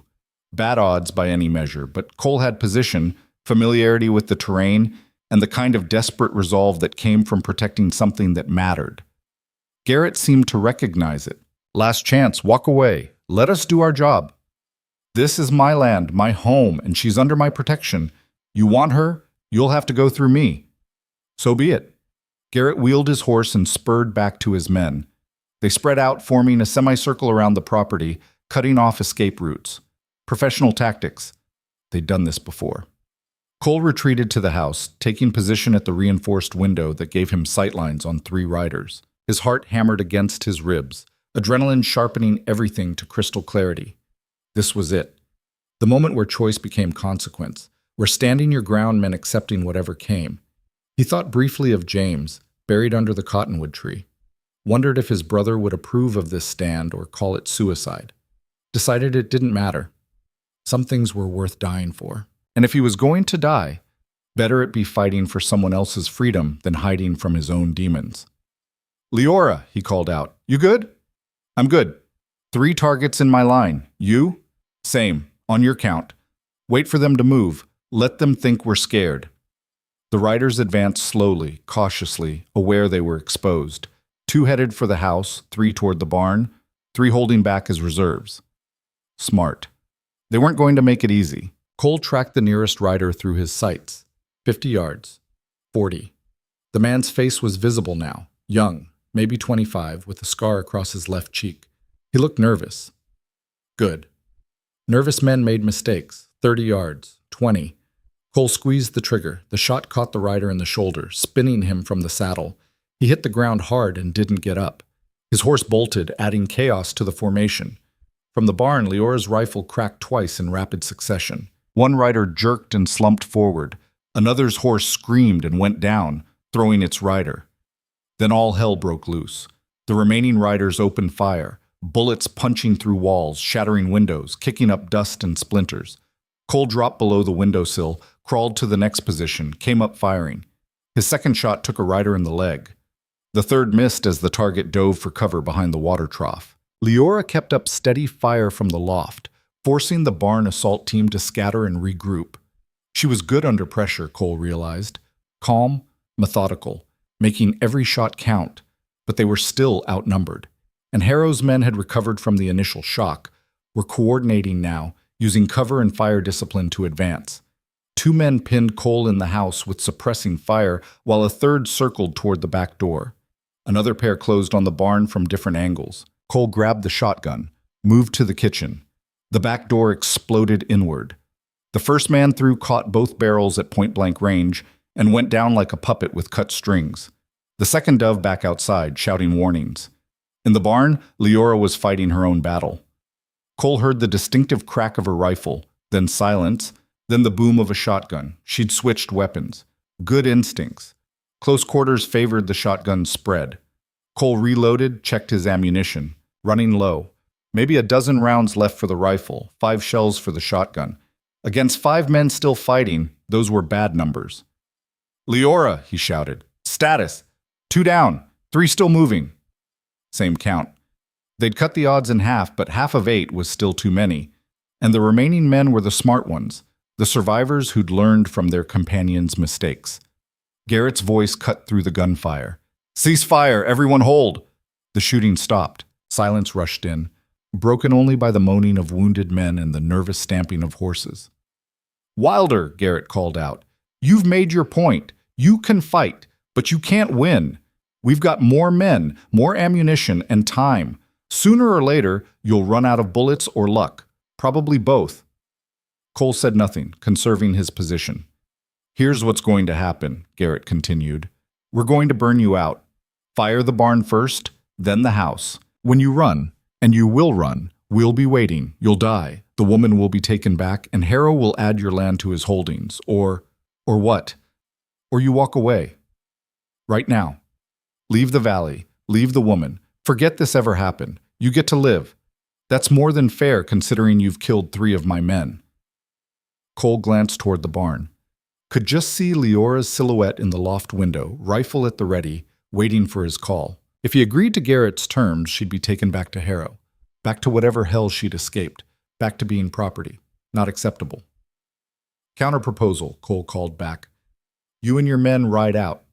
Tell Harrow the woman's dead, lost in the valley, eaten by wolves. Whatever story works. You collect your pay, I keep my land, everyone lives. That's my offer. Garrett laughed, sharp and bitter. Can't do that. Harrow would know. He always knows. Then we've got a problem. Yeah, we do. More silence. Cole could feel Garrett thinking, calculating, deciding whether the mission was worth more casualties. These weren't loyal soldiers dying for a cause. They were paid mercenaries working for bounty. At some point, the math stopped making sense. But before Garrett could respond, one of his men shouted, "Movement! East Ridge!" Cole's head snapped around. There, silhouetted against the morning sky, a rider approached at full gallop. Single horseman, moving fast, kicking up a plume of dust visible for miles. Not one of Garrett's men. They'd all been accounted for. Someone else. A witness, maybe. Or reinforcements for one side or the other. The rider closed the distance with reckless speed, charging down the slope toward the ranch. As he got closer, Cole could make out details. Older man, gray-bearded, wearing a marshal's badge that caught the sunlight like a signal flare. A lawman. Out here in the middle of nowhere, arriving at exactly the wrong moment. Or maybe the right one. The marshal reined in hard between the two forces, his horse sliding to a stop in a spray of gravel. He surveyed the scene with eyes that had seen violence before and hadn't been impressed then either. What in the hell is going on here? His voice carried authority, the kind that came from years of making men twice his size back down through sheer force of will. Garrett spoke first. Marshal, this doesn't concern you. We're on private business. Private business that involves a firefight on open land? That's where private becomes public. The marshal looked at Cole. You the property owner? Yes, sir, Cole Wilder. These men invited guests? No, sir. They claim otherwise? Garrett interjected. We're recovery agents working for it. I didn't ask you yet. The marshal's tone could have frozen water. He turned back to Cole. Simple question. These men on your land with permission? No, they're here to take someone against her will. The marshal nodded slowly, processing. The woman in the barn. She here of her own choice? From the loft, Leora called down. Yes. She wanted for any crimes? Garrett tried again. She's indentured to... I asked her, not you. The marshal's patience was clearly wearing thin. Miss, you commit any crimes? No. You owe anyone money? No. Anyone have legal papers saying otherwise? Silence from Garrett's men. The marshal turned to face them fully, his hand resting easy on the pistol at his hip. Far as I can see, you boys are trespassing with violent intent. That's assault, maybe attempted kidnapping. Could probably add destruction of property given the state of that window. Now, I'm going to give you one chance to mount up and ride out before I start writing charges. Marshal, you don't understand. I understand fine. You're mercenaries working for someone who doesn't respect territorial law. That ends today. Mount up. Now. For a long moment, it could have gone either way. Garrett's men were wounded, depleted, but still dangerous. The marshal was one man with one gun, but he also represented the law, and however fragile that concept was out here, it still carried weight. Garrett made his choice. Stand down. We're leaving. His men gathered the wounded, collected weapons, mounted horses with the bitter efficiency of soldiers accepting defeat. As they prepared to ride out, Garrett looked at Cole with cold promise in his eyes. This isn't over. Yes, Cole said quietly. It is. The riders turned south and disappeared into the valley haze, leaving behind bloodstains and bullet casings and the acrid smell of gunpowder. The marshal watched them go, then climbed down from his horse with the stiffness of someone who'd ridden too far too fast. Name's Curtis, he said, offering his hand. Marshal out of the Northern Territories. Been tracking those boys for 3 weeks. Cole shook it. What for? Labor trafficking. Been getting reports of settlements operating like slave camps, using debt to trap people. Your friend in the barn? She come from one of those? Yeah? Curtis nodded. Thought so. Been trying to build a case, but victims won't testify. Too scared. Can't say I blame them. He looked up at the barn. Miss Vance? You willing to make a statement? Leora climbed down from the loft, rifle still in hand, moving with careful wariness. What kind of statement? About conditions in the settlement, about Harrow. Give me enough to get federal marshals involved. We can shut them down proper. Get those people out. Cole saw the conflict play across her face. Going on record meant becoming visible, meant painting a target, but it also meant potentially freeing the others, giving them the chance she'd taken. If I testify, Leora said slowly, what protection do I get? Witness protection, new name, new location if needed, or, Curtis glanced at Cole. You could stay here if the owner's willing. Remote location, defendable position. I'd make sure regular patrols came through. Keep eyes on the situation. Leora looked at Cole, a question in her eyes. He answered without hesitation. Stay. This is your home if you want it. Something broke in her expression, all the walls she'd built crumbling at once. She nodded to Curtis, tears streaming down her face that she didn't bother to hide. I'll testify. Tell me what you need.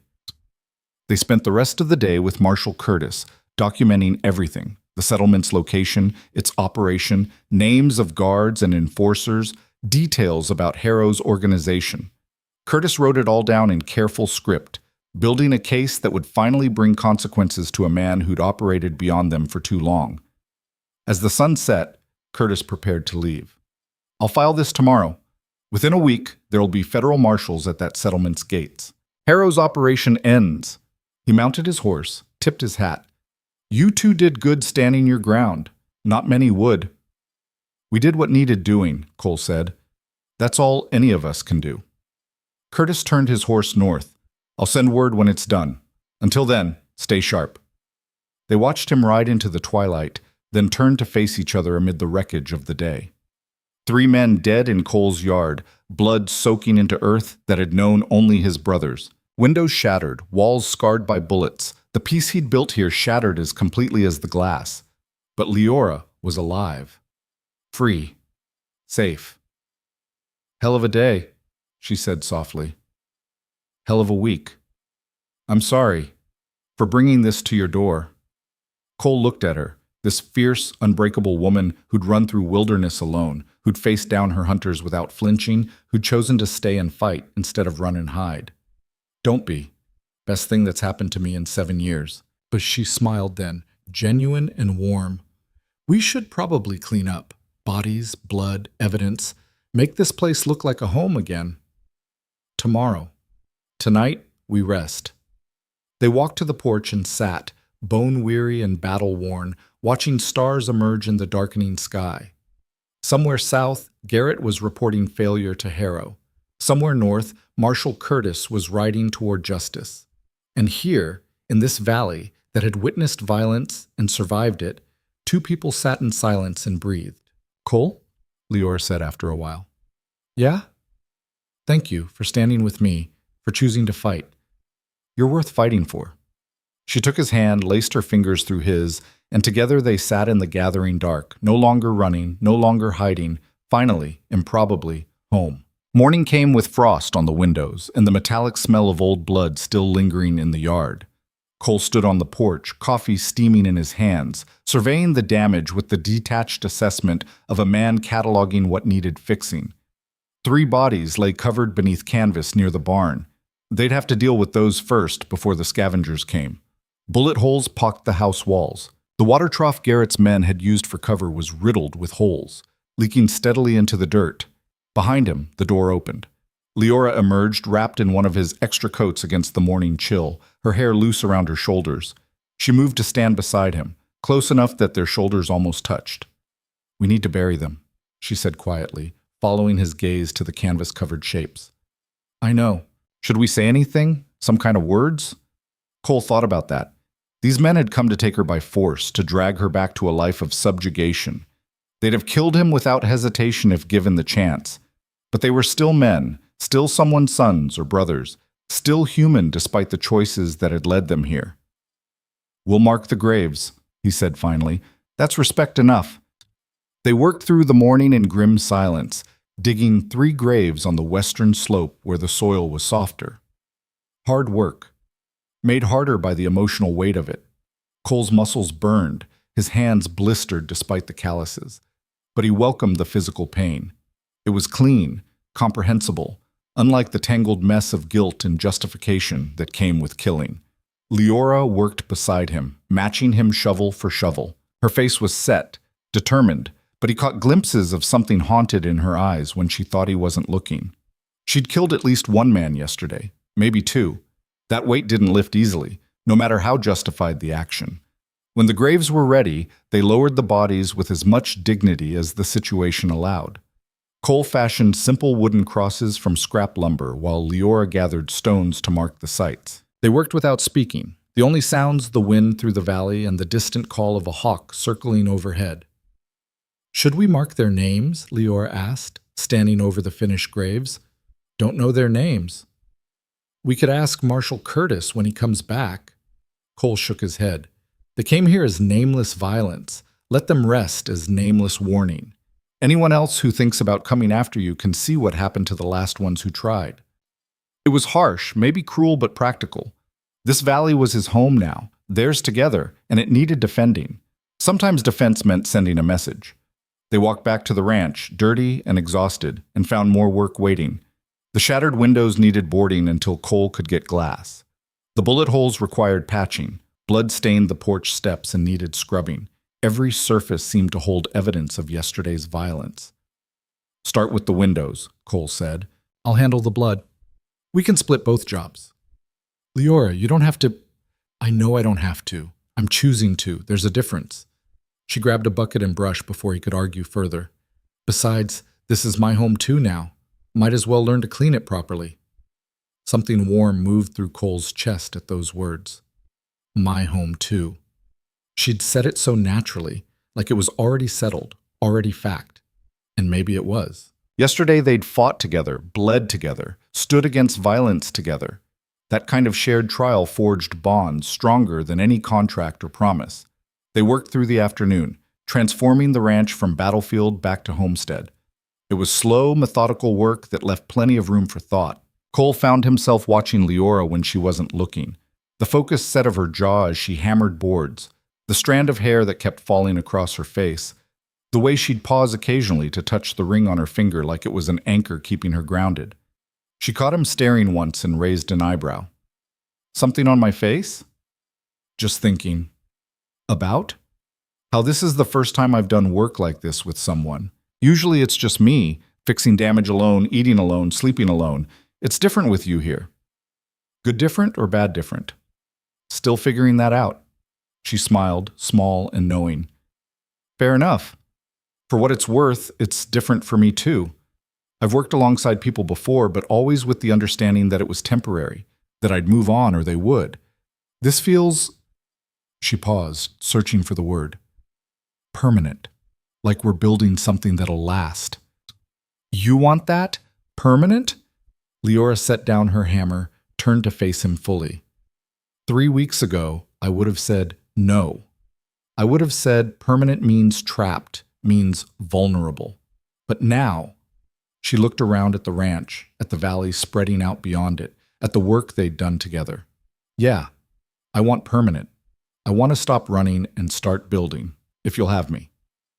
Cole crossed the space between them, took her hands in his. They were rough, strong, capable, the hands of a survivor who'd refused to break. "You're staying, however long you want. No conditions, no debts. Just stay." Her eyes filled with tears, she blinked back quickly.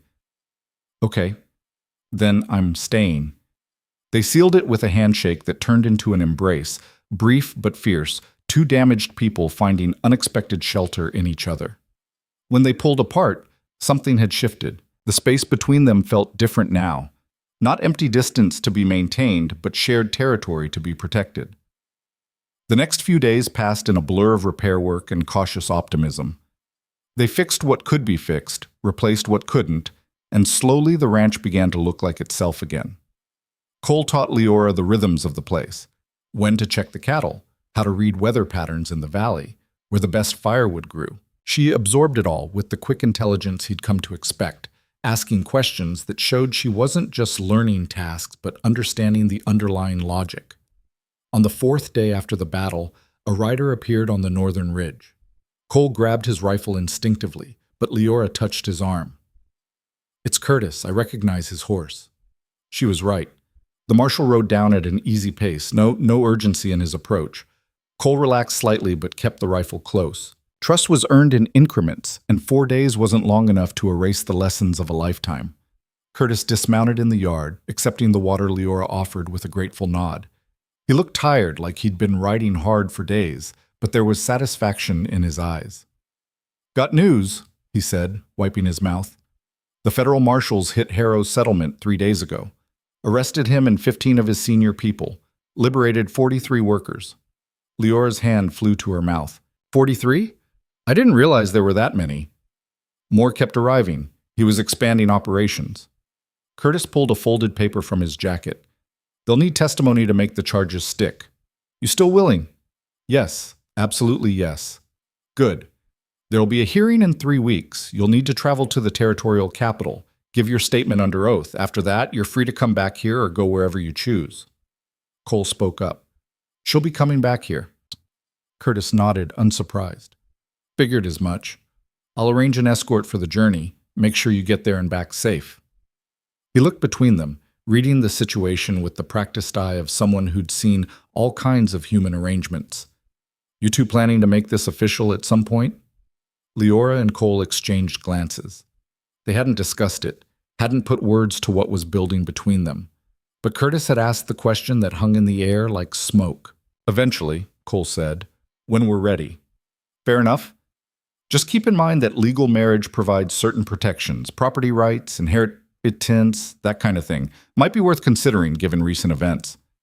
It was practical advice, delivered without judgment, and Cole appreciated that. Curtis wasn't pushing romance or propriety, he was pointing out strategic advantages. In this country, legal protections mattered. After Curtis left with Leora's promise to testify, they sat on the porch and watched the sun drop toward the valley rim. The evening was cool, the first real bite of approaching winter in the air. "Marriage," Leora said eventually. "That's a big step." "It is." "You even want that? Or were you just saying it for Curtis?" Cole considered his answer carefully. Marriage had always seemed like something other people did. People who had futures and plans and faith that tomorrow would come. He'd never pictured it for himself, never saw past the next day's work and the ghosts that haunted his sleep. But sitting here with Leora, watching her profile in the fading light, he found himself imagining it. Not some grand ceremony or romantic gesture, but the simple legal recognition of what they were building. Partnership. Alliance. Home. "I want it," he said finally. "Not because of property rights or legal protection, because it means something. Because it's choosing each other officially, publicly, making a promise that matters. And you think we're ready for that kind of promise?" "No, but I don't know that anyone's ever really ready. You just decide it's worth the risk and jump." Leora smiled, that rare, full smile that transformed her whole face. "Well, when you put it so romantically, how can I refuse?" He laughed, surprised by the sound of it. Laughter felt foreign after 7 years of solitude, but it came easier with her around. "Is that a yes? It's a maybe ask me properly and we'll see." "What's properly?" "I don't know. I've never been asked before, but probably something more than legal marriage provides certain protections." Cole turned to face her, took her hand. "Leora Vance, I'm not good with words. I spent 7 years avoiding people because I was too broken to risk caring again. But you showed up in my valley, desperate and fierce and refusing to break. And somehow you reminded me what it means to be alive. So I'm asking, will you stay here with me? Not as a guest or a partner or anything temporary, but as my wife? Will you build this life with me, whatever comes?" Her eyes shimmered. "That's much better." "Is that a yes?" "Yes. It's a yes." They kissed then, tentative at first, then deeper, sealing the promise with touch instead of words. When they pulled apart, Leora was grinning. "So when do we do this officially?" "After the trial. After you've testified and Harrow's locked away where he can't hurt you, then we'll find someone to make it legal." "Practical and romantic. I'm learning all your modes." "I contain multitudes." She laughed and leaned against him, and they sat there as the stars emerged, making quiet plans for a future that had seemed impossible just weeks ago. The next 2 weeks passed in strange suspension. They worked the ranch, preparing for winter with the focused intensity of people who knew cold weather would test everything they'd built. They stocked firewood, insulated the barn, repaired the last of the storm damage. And they talked, really talked, sharing stories and histories they'd both kept locked away for too long. Leora told him about her mother, about growing up moving from town to town, always one step ahead of trouble, about learning to read people, to identify exits, to pack everything that mattered into a single bag, about the trust that had been broken when she was sold to Harrow's settlement, and the 8 months of careful planning that had followed. Cole told her about James, about their childhood under their father's harsh discipline, about the ranch where they'd found work and the foreman who'd pushed too hard, about the fight that had ended in death and flight, and the guilt that had driven Cole into isolation, about the 7 years spent trying to outrun memories that followed regardless of distance.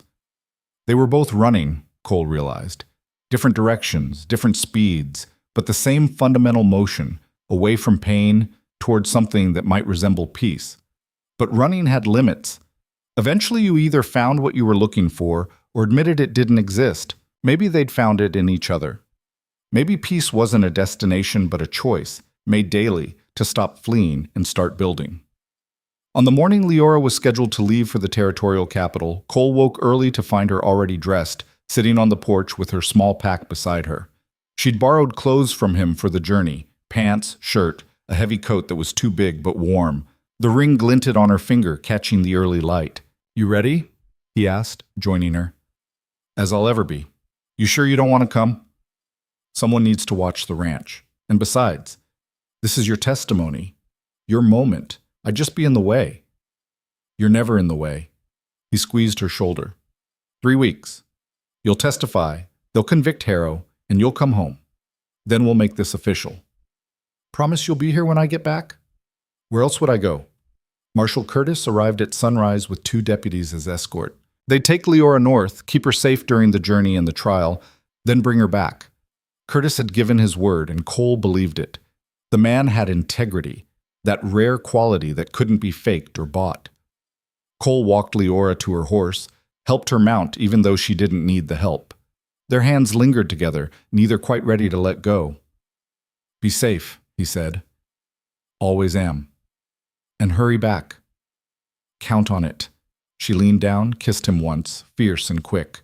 Then Curtis signaled and the group rode north, 4 horses kicking up dust that hung in the still morning air.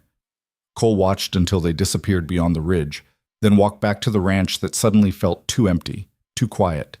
For the first time in 7 years, solitude felt like punishment instead of protection. The days without Leora crawled past with agonizing slowness. Cole threw himself into work, building new furniture for the house, repairing tools, hunting to stock the winter larder. Anything to keep his hands busy and his mind from dwelling on possibilities. What if something happened on the road? What if Harrow had connections, people who could reach her even in custody?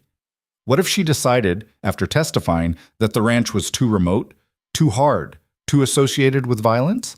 He tried to tell himself these fears were irrational. Leora had proven herself fierce and capable. She'd survived 8 months in Harrow's settlement, planned and executed an escape, fought armed men without flinching. She could handle a simple trial. But worry was irrational by nature. It fed on uncertainty and grew in silence. On the 14th day, Cole rode to the eastern slope and stood before James's grave. He hadn't visited in months, maybe longer. The cottonwood tree had grown, its roots spreading deep into the earth where his brother lay. Leaves rustled in the wind, making sounds almost like voices. "I met someone," Cole said to the grave. "Her name's Leora. She's strong, brother. Stronger than me in some ways. She survived things that would have broken most people, and she's still fighting, still choosing to build instead of hide." He paused, feeling foolish talking to turned earth. "I think you'd like her. I think you'd tell me not to screw this up." The wind picked up, sending leaves scattering across the slope. Cole stood there until the cold drove him back to the ranch, but he felt lighter somehow. James was gone, had been gone for 7 years, but maybe keeping him alive meant more than tending a grave. Maybe it meant learning from the mistakes, the missed chances, the words left unsaid. Maybe it meant choosing life instead of mourning. On the 18th day, a rider appeared from the north. Cole grabbed his rifle, But as the figure got closer, his heart began hammering for a different reason. He knew that silhouette, that way of sitting a horse. Leora. She rode into the yard at a canter, pulled up hard, and was out of the saddle before the horse had fully stopped. Cole met her halfway, and they collided in an embrace that lifted her off the ground. "You're early," he said into her hair. Trial wasn't supposed to end for 3 more days. They accepted a guilty plea. Harrow confessed to everything: labor trafficking, false imprisonment, fraud. He'll spend the rest of his life in territorial prison. It's over, Cole. It's really over. Relief hit him so hard his knees nearly buckled. The others? The people from the settlement? Free. All of them. Some have family they're going back to. Others are staying in the capital, starting over. But they're free to choose now. That's what matters. She pulled back to look at him, and he saw peace in her eyes that hadn't been there before. The hunted look was gone, replaced by something calmer, more settled. "And you chose to come back here," he said. "I told you I would." "I know, but knowing and believing are different things." "Well, believe it. This is home now. You're home." She kissed him, long and deep, and when they broke apart, she was grinning. "So, about making this official, you still interested?" "Extremely." "Curtis said he can perform marriages. He's riding in tomorrow with the deputies. We could do it then, if you want. Simple ceremony, just us and witnesses. Nothing fancy." Cole thought about waiting, about planning something elaborate, about all the reasons to delay. Then he thought about James dying while he was still young, about 7 years wasted in isolation, about how fragile life was and how quickly it could end. "Tomorrow's perfect," he said. They spent the evening preparing in their own ways. Cole cleaned the house, arranged furniture, tried to make the space look like somewhere worthy of a wedding, even if it was just going to be the 5 of them. Leora worked on altering one of the dresses she'd acquired in the capital. Simple cotton, nothing elaborate, but clean and whole and hers by choice. That night they ate dinner together, making plans for winter and beyond. They'd need more livestock, Leora suggested. Maybe chickens for eggs, another horse for her. They could expand the garden come spring, plant crops that would carry them through the next winter. Small plans, domestic and ordinary, but profound in their implications. They were planning a future, together. Marshal Curtis arrived the next afternoon with his 2 deputies, both of whom looked uncomfortable in their cleaned-up trail clothes. Curtis himself had made an effort, brushed his coat, trimmed his beard, brought a small leather book that Cole assumed held whatever legal words were needed to bind 2 lives. They gathered in the yard at sunset, the valley spread out behind them in shades of gold and amber. Leora wore her simple dress and her mother's ring. Cole wore clean clothes and a determination to get the words right. Curtis opened his book. "We're here to witness the marriage of Cole Wilder and Leora Vance. It's a simple ceremony, but a binding one. You'll make promises to each other, and I'll recognize them as legal and true. Everyone understand?" They nodded. "Cole, do you take Leora as your wife? Do you promise to stand with her in whatever comes for as long as you both live?" "I do." "Leora, do you take Cole as your husband? Do you promise to stand with him in whatever comes, for as long as you both live?" "I do." Curtis smiled. "Then by the authority granted to me as territorial marshal, I recognize this marriage as legal and binding." "Cole, you may kiss your wife." Cole did gently, mindful of their audience. But Leora leaned into it, making it clear she didn't care who was watching. When they broke apart, the deputies were grinning, and Curtis was closing his book with satisfaction. "Congratulations. May you build something that lasts." But they celebrated with the simple meal Leora had prepared: roasted meat, fresh bread, vegetables from the root cellar. Curtis and the deputies stayed for dinner, sharing stories and laughter that echoed across the valley. It wasn't a grand wedding by any measure, but it was real, and it was theirs, and that was enough. After the marshal and his men left, Cole and Leora stood on the porch and watched night claim the valley. She leaned against him, his arm around her shoulders, both of them quiet and content. "We did it," she said softly. "We did. No going back now. Wouldn't want to even if we could." She turned to face him, serious now. "I need you to know something. I choose this. Not because I'm trapped or desperate or have nowhere else to go. I choose you, Cole Wilder. I choose this valley, this ranch, this life. Every day I'll keep choosing it. I choose you too, he said. Every day. Whatever comes. They went inside then, to the house they'd defended together, rebuilt together, claimed together. And for the first time in 7 years, Cole fell asleep not alone, but beside someone who'd seen his worst and chosen to stay anyway. Outside, the valley kept its vigil. The wind moved through cottonwood trees. Stars wheeled across the sky. And the ranch that had been a refuge for one became a home for two, built not on isolation but on the radical choice to stop running and start living. The past was buried on the eastern slope, peaceful and honored but no longer defining. The future stretched out, uncertain and challenging and full of possibility. And in the present, two survivors held each other and breathed, finally, improbably, free. Winter arrived early that year, sweeping down from the mountains with a ferocity that seemed determined to test everything they'd built. The first snow came 3 days after the wedding, heavy flakes that fell thick and silent, blanketing the valley in white that transformed familiar landmarks into strange, beautiful shapes. Cole stood at the kitchen window, watching it accumulate, and felt Leora's arms slip around his waist from behind. "Worried?" she asked. "Always am before the first big storm. You checked the barn." "Everything's secure. Animals have food and water. We could be snowed in for a week and they'd be fine." "What about us?" She laughed, warm against his back. "We've got enough supplies to last until spring if we're careful. And besides, being snowed in with you doesn't sound like hardship." He turned in her arms, kissed her forehead. "You say that now. Wait until we're on day 5 of cabin fever. Then we'll find ways to stay entertained." The storm lasted 3 days, dumping enough snow to bury the fence posts and transform the ranch into an island of warmth in a white wilderness. They worked together to keep paths clear to the barn, to maintain the animals, to ensure nothing crucial froze or failed. And in the evenings, they sat by the fire and talked, really talked, about everything and nothing. Leora told him about the women from the settlement, the ones who'd been freed when Harrow fell. Some of them were already building new lives, finding work in the capital, reconnecting with families they'd been separated from. One had asked about Leora, wanted to know if she'd survived.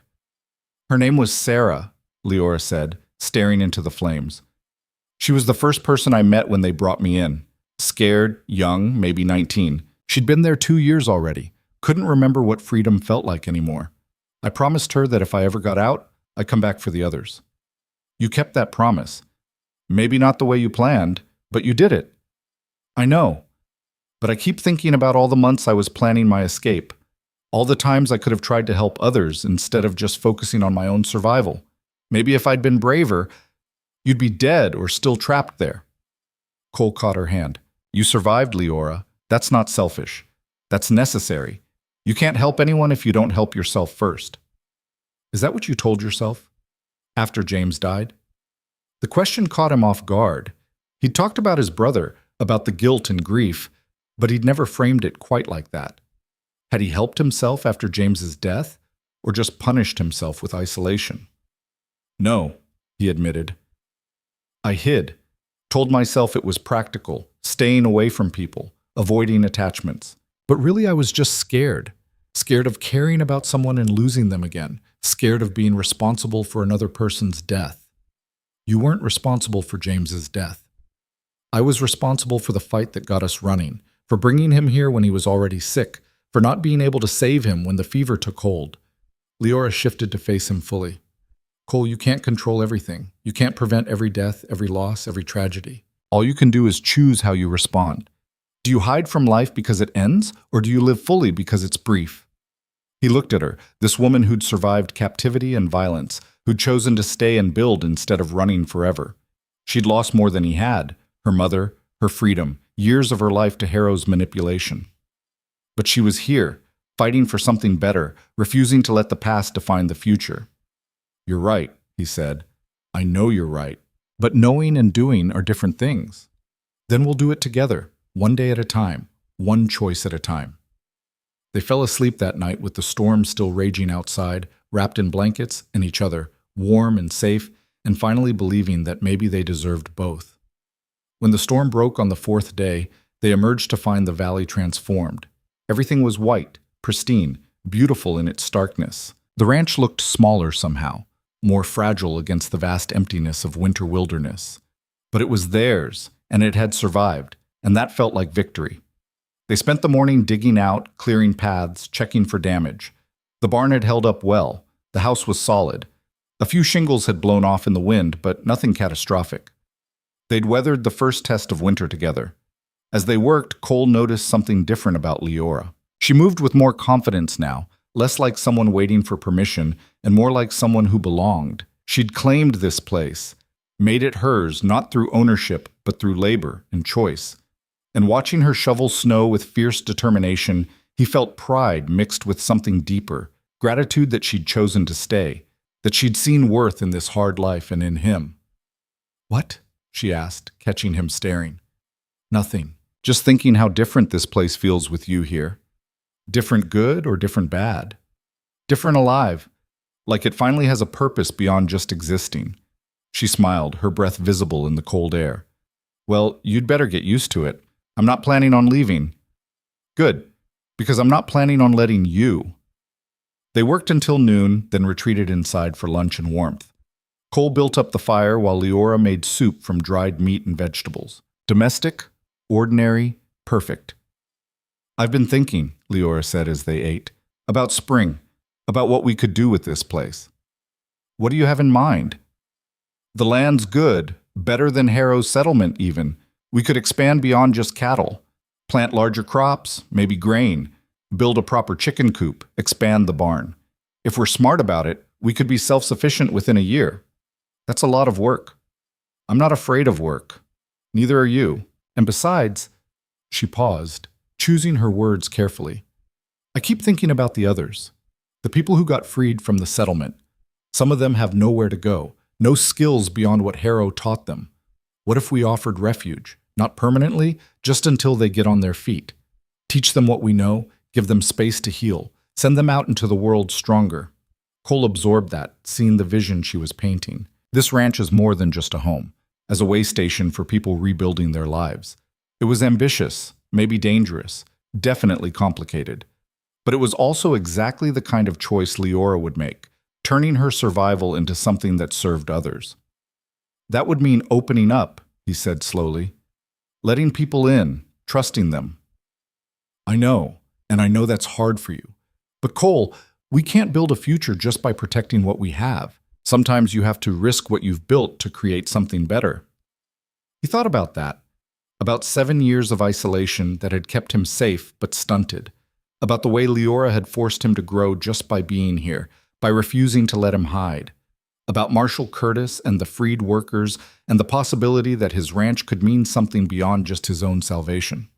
"Okay," he said finally, "but we start small. 1 or 2 people, see how it goes. And they have to want to be here, want to learn. We're not running a charity." "Agreed. I'll write to Curtis, see if he knows anyone who needs a place." They finished lunch and went back to work, but the conversation hung in the air between them, pregnant with possibility.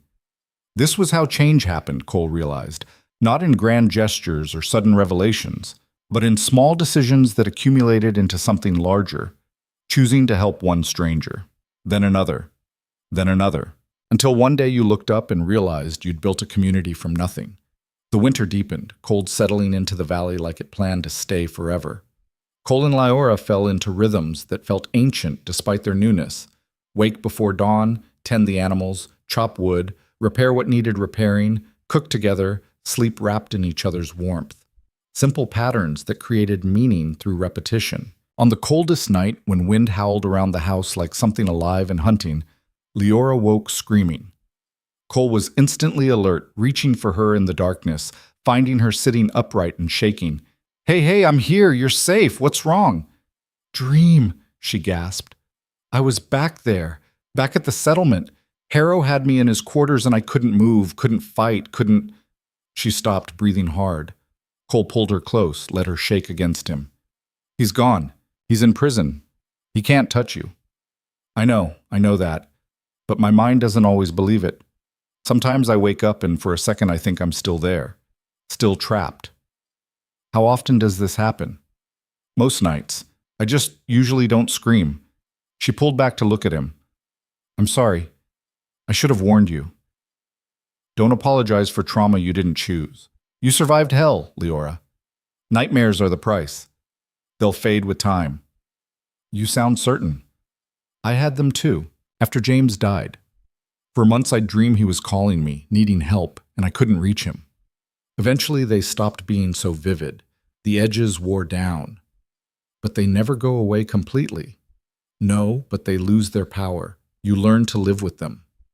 They lay back down, Leora's head on his chest, his arms around her like a fortress. Outside, the wind continued its assault, but inside they were warm, together, safe enough. Tell me something good, she said softly. Something about spring, about the future. Cole thought for a moment. In spring, the whole valley turns green. Wildflowers everywhere, colors you wouldn't believe. The creek runs so high it nearly floods. Birds come back from wherever they winter. And the work, it's still hard, but it feels different, like everything's growing, including us. I can't wait to see it. You will. We'll plant the garden together, maybe build that chicken coop you mentioned, watch the calves be born. It'll be good. She was quiet for so long he thought she'd fallen back asleep. Then, thank you. For what? For catching me when I fall, for not making me feel weak for having nightmares, for choosing to build something instead of just surviving. That's what partnership means. We catch each other. She kissed his chest, right over his heart. Then I'll catch you next time you fall. I'm counting on it. They slept then, holding each other through the worst of the storm, and when morning came the wind had died and the world was silent and white and new. 2 weeks later, Marshal Curtis returned with a message. A woman named Sarah, the same one Leora had befriended in the settlement, was looking for work. She had nowhere to go, no family, and Curtis thought maybe the ranch could use extra hands. Leora's face lit up when she read the letter. It's her, the girl I told you about. Can we... Right back, Cole said before she could finish. Tell Curtis to send her when the road's clear. Sarah arrived on the first warm day of late winter, riding behind one of Curtis's deputies, carrying everything she owned in a single cloth bag. She was younger than Cole expected, barely 20, with dark circles under her eyes and the careful posture of someone who'd learned to make herself small. Leora greeted her like a sister, embracing her warmly while Sarah stood stiff and uncertain. Cole hung back, letting them have the moment, watching the way relief and disbelief warred on Sarah's face. You're really here, Sarah said. They told us you'd escaped, that you'd testified against Harrow. But I didn't believe... I thought maybe you'd died. I'm here. I'm alive. And so are you. That's what matters. Sarah's eyes filled with tears. I don't know what to do, where to go, how to be free. You learn, Leora said gently. One day at a time, and we'll help you. That's what this place is for. They settled Sarah in the barn loft, the same space Leora had occupied weeks ago. Cole watched the parallel with a kind of quiet wonder. History repeating, but better this time. This time there was structure, intention, a plan to help rather than just survive. Sarah was skittish at first, flinching at sudden movements, asking permission for everything. But Leora was patient, guiding her through tasks, teaching her the difference between work and servitude.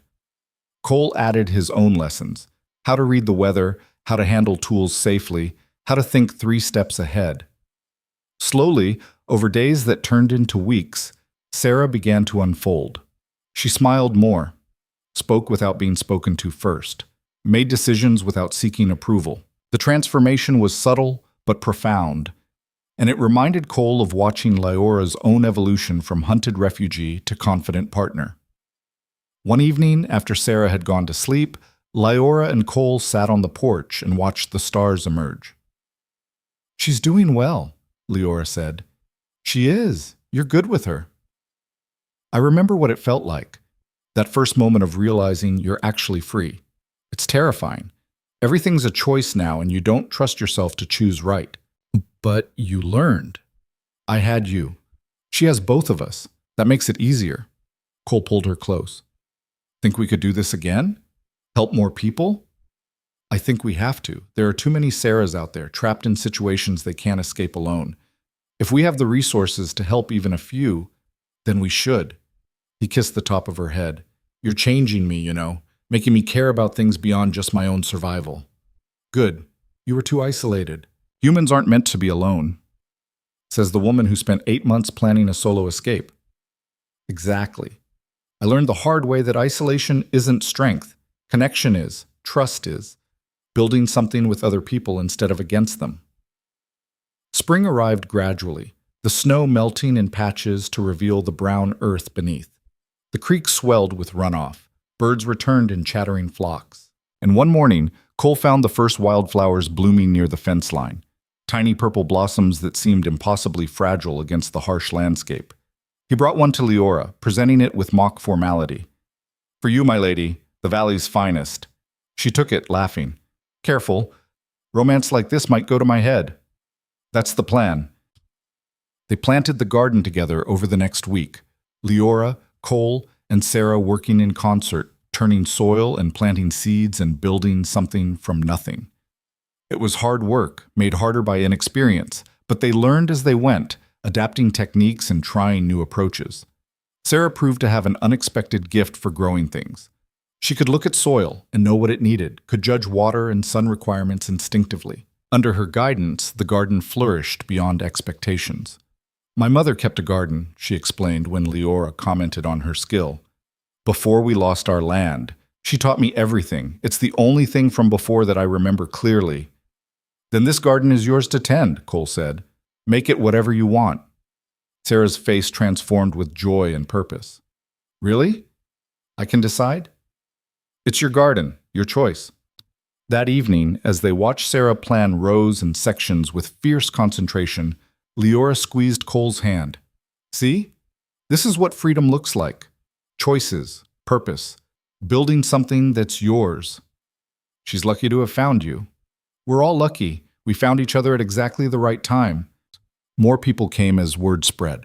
A pair of brothers who'd been trapped in a mining operation, an older woman who'd lost everything to unscrupulous land dealers, a young man recovering from injuries sustained escaping a logging camp.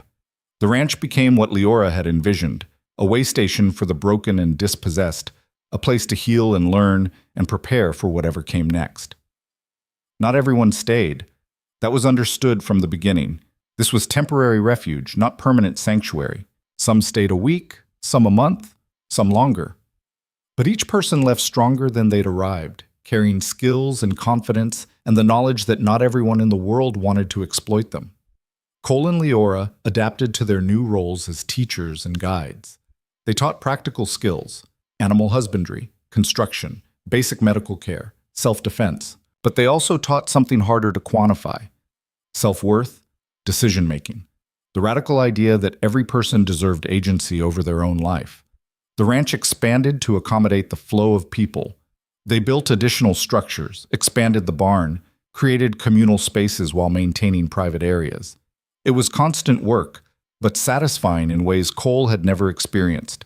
Every beam raised, every wall completed, represented someone's chance at a better future. Marshall Curtis became a regular visitor, bringing news and sometimes new arrivals. He'd taken personal interest in the ranch's mission, routing people who needed help toward the valley. On one visit, he brought official papers. "The territorial government wants to recognize what you're doing here," he said, laying documents on the kitchen table. "They're offering a grant, money to help with supplies, construction provisions. In exchange, you agree to help anyone Curtis sends for a minimum of 2 years." Cole and Leora read through the papers carefully. It was a significant commitment, more formal than their current loose arrangement, but it was also validation, recognition that what they'd built mattered. "What do you think?" Cole asked Leora. "I think we've already committed in every way that matters. Making it official just gives us resources to do it better." They signed that evening, with Curtis as witness. The ranch that had started as one man's exile became officially recognized as a refuge and training center for displaced workers. It had a purpose beyond survival now. It had a mission. Summer arrived with heat that shimmered off the valley floor and turned the creek sluggish. The garden flourished, producing more food than they could eat.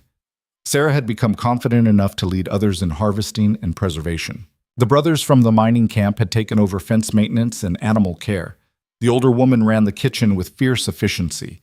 and Cole and Leora stood back and watched their vision become reality. One evening, they walked to the eastern slope together, something Cole had been avoiding since Leora arrived. But it was time. Time to introduce her to the brother who'd shaped so much of who he was. They stood before James's grave in the fading light, the cottonwood tree rustling overhead.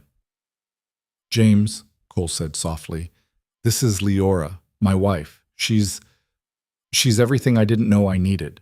You'd like her. She's stubborn and fierce and refuses to let me hide from life. Kind of like you were." Leora knelt, placed her hand on the grave marker. "Thank you for teaching him that people are worth fighting for. That lesson saved my life." They stayed until stars emerged, sitting beneath the cottonwood, talking about James and Leora's mother and the people who'd shaped them. It felt right, bringing Leora here, sharing this grief that had defined him for so long. "I used to come here every day," Cole admitted. "Just sit and talk to him. Ask him what to do, how to keep going. Eventually I stopped because it hurt too much. But I think he'd want me to remember him without the pain. To honor what he taught me by living fully instead of just existing. Then let's do that. Let's live so fully that he'd be proud." They walked back to the ranch hand in hand, leaving James peaceful under the stars, his memory honored not through mourning, but through the life his brother was finally choosing to live. Autumn brought its own changes. Several of the people they'd helped moved on to start new lives, carrying letters of reference and small stakes to help them establish themselves. New arrivals took their places, each with their own stories of survival and loss. Sarah announced she'd be staying permanently, not as someone seeking refuge, but as full partner in the ranch's operation. Cole and Leora welcomed her enthusiastically, grateful for her skills and companionship. On the anniversary of the day Leora had first appeared in the valley, Cole led her back to the rock formation where he'd found her searching for the ring. The spot looked different now, less desperate, less dire, but it still held significance. "1 year," he said. "You've been here 1 year. Best year of my life, even with the violence and fear and uncertainty." "Mine too." She turned to face him, taking both his hands. "I've been thinking about something, about the future, about what comes next. What do you have in mind? A family? Children? Not right away necessarily, but eventually. I want to raise kids who know that freedom is a birthright, not something to be earned or bought, who grow up understanding that you help people not because you profit from it, but because it's right." Cole felt emotion tighten his throat. He'd never let himself imagine children, never thought beyond his own survival. But standing here with Leora, picturing small versions of themselves running through the valley, learning the land, carrying forward the mission they'd built, it felt not just possible but necessary. "I want that too," he said. "I want everything with you. Even the scary parts? Especially the scary parts. That's where the good stuff lives." They kissed there, in the place where everything had started, sealing a promise about futures they'd build together. Winter came again, gentler this time, like the valley was welcoming them back instead of testing them. The ranch was prepared, full larders, weatherproofed buildings, animals healthy and strong. They gathered around the fire on cold nights, Cole and Leora and Sarah and whoever else was staying, sharing stories and making plans, and building community from shared experience. On the coldest night, Leora pulled out her mother's ring, the one that had started everything, and held it up to the firelight. "Freedom begins with choice," she read. "I used to think that meant choosing to run, but I was wrong. Real freedom is choosing to stay, choosing to build, choosing to trust that tomorrow will come and you'll face it with people who have your back." "Your mother was a wise woman," Cole said. "She was. And I think she'd be proud of what we've built here. Not just the buildings or the garden or the people we've helped, but the life we've chosen, the partnership, the purpose." Sarah spoke up from across the fire. "You saved me, both of you. I was drowning and you threw me a line. I'll never forget that." "We didn't save you," Leora said gently. "We gave you tools and space. You saved yourself. Then I'll pay it forward. Help someone else the way you helped me. That's all we can ask. That's how this works. Each person we help goes on to help others. The circle grows." Cole looked around the room at the faces gathered there, Sarah and the others, each with their own stories of survival, each choosing to be here, to learn, to grow. This ranch had become more than a home. It had become proof that people could change, that broken things could be mended, that choosing compassion over fear created something worth protecting. Outside, snow fell soft and steady, blanketing the valley in white. Inside, fire crackled and voices rose in conversation and laughter. And in that moment, Cole felt something he hadn't experienced in 7 years. Completeness. Not the absence of pain or difficulty, but the presence of purpose and connection and hope. Leora caught his eye across the room and he smiled back, and in that small exchange was everything that mattered. They'd found each other in the middle of nowhere, two broken people running from different hells, and they'd chosen to stop running, to stand, to build. And in building, they'd discovered what freedom truly meant. Not escape from constraints, but the courage to create something meaningful despite them. Spring would come again. The garden would bloom. More people would arrive seeking refuge and leave having found strength. Children would be born into this community they'd created. The ranch would grow and evolve and face new challenges. But for now, on this winter night, surrounded by people they'd helped and who'd helped them in return, Cole and Leora sat together and breathed and lived and chose every moment to keep choosing. The valley had witnessed their transformation from strangers to partners to builders of something larger than themselves. The land that had once held only isolation now held community. The ranch that had been a fortress against the world had become a gateway to it. And two survivors who'd learned to trust again sat by the fire, holding hands, watching the flames dance, and knew with absolute certainty that they were finally, completely, impossibly home.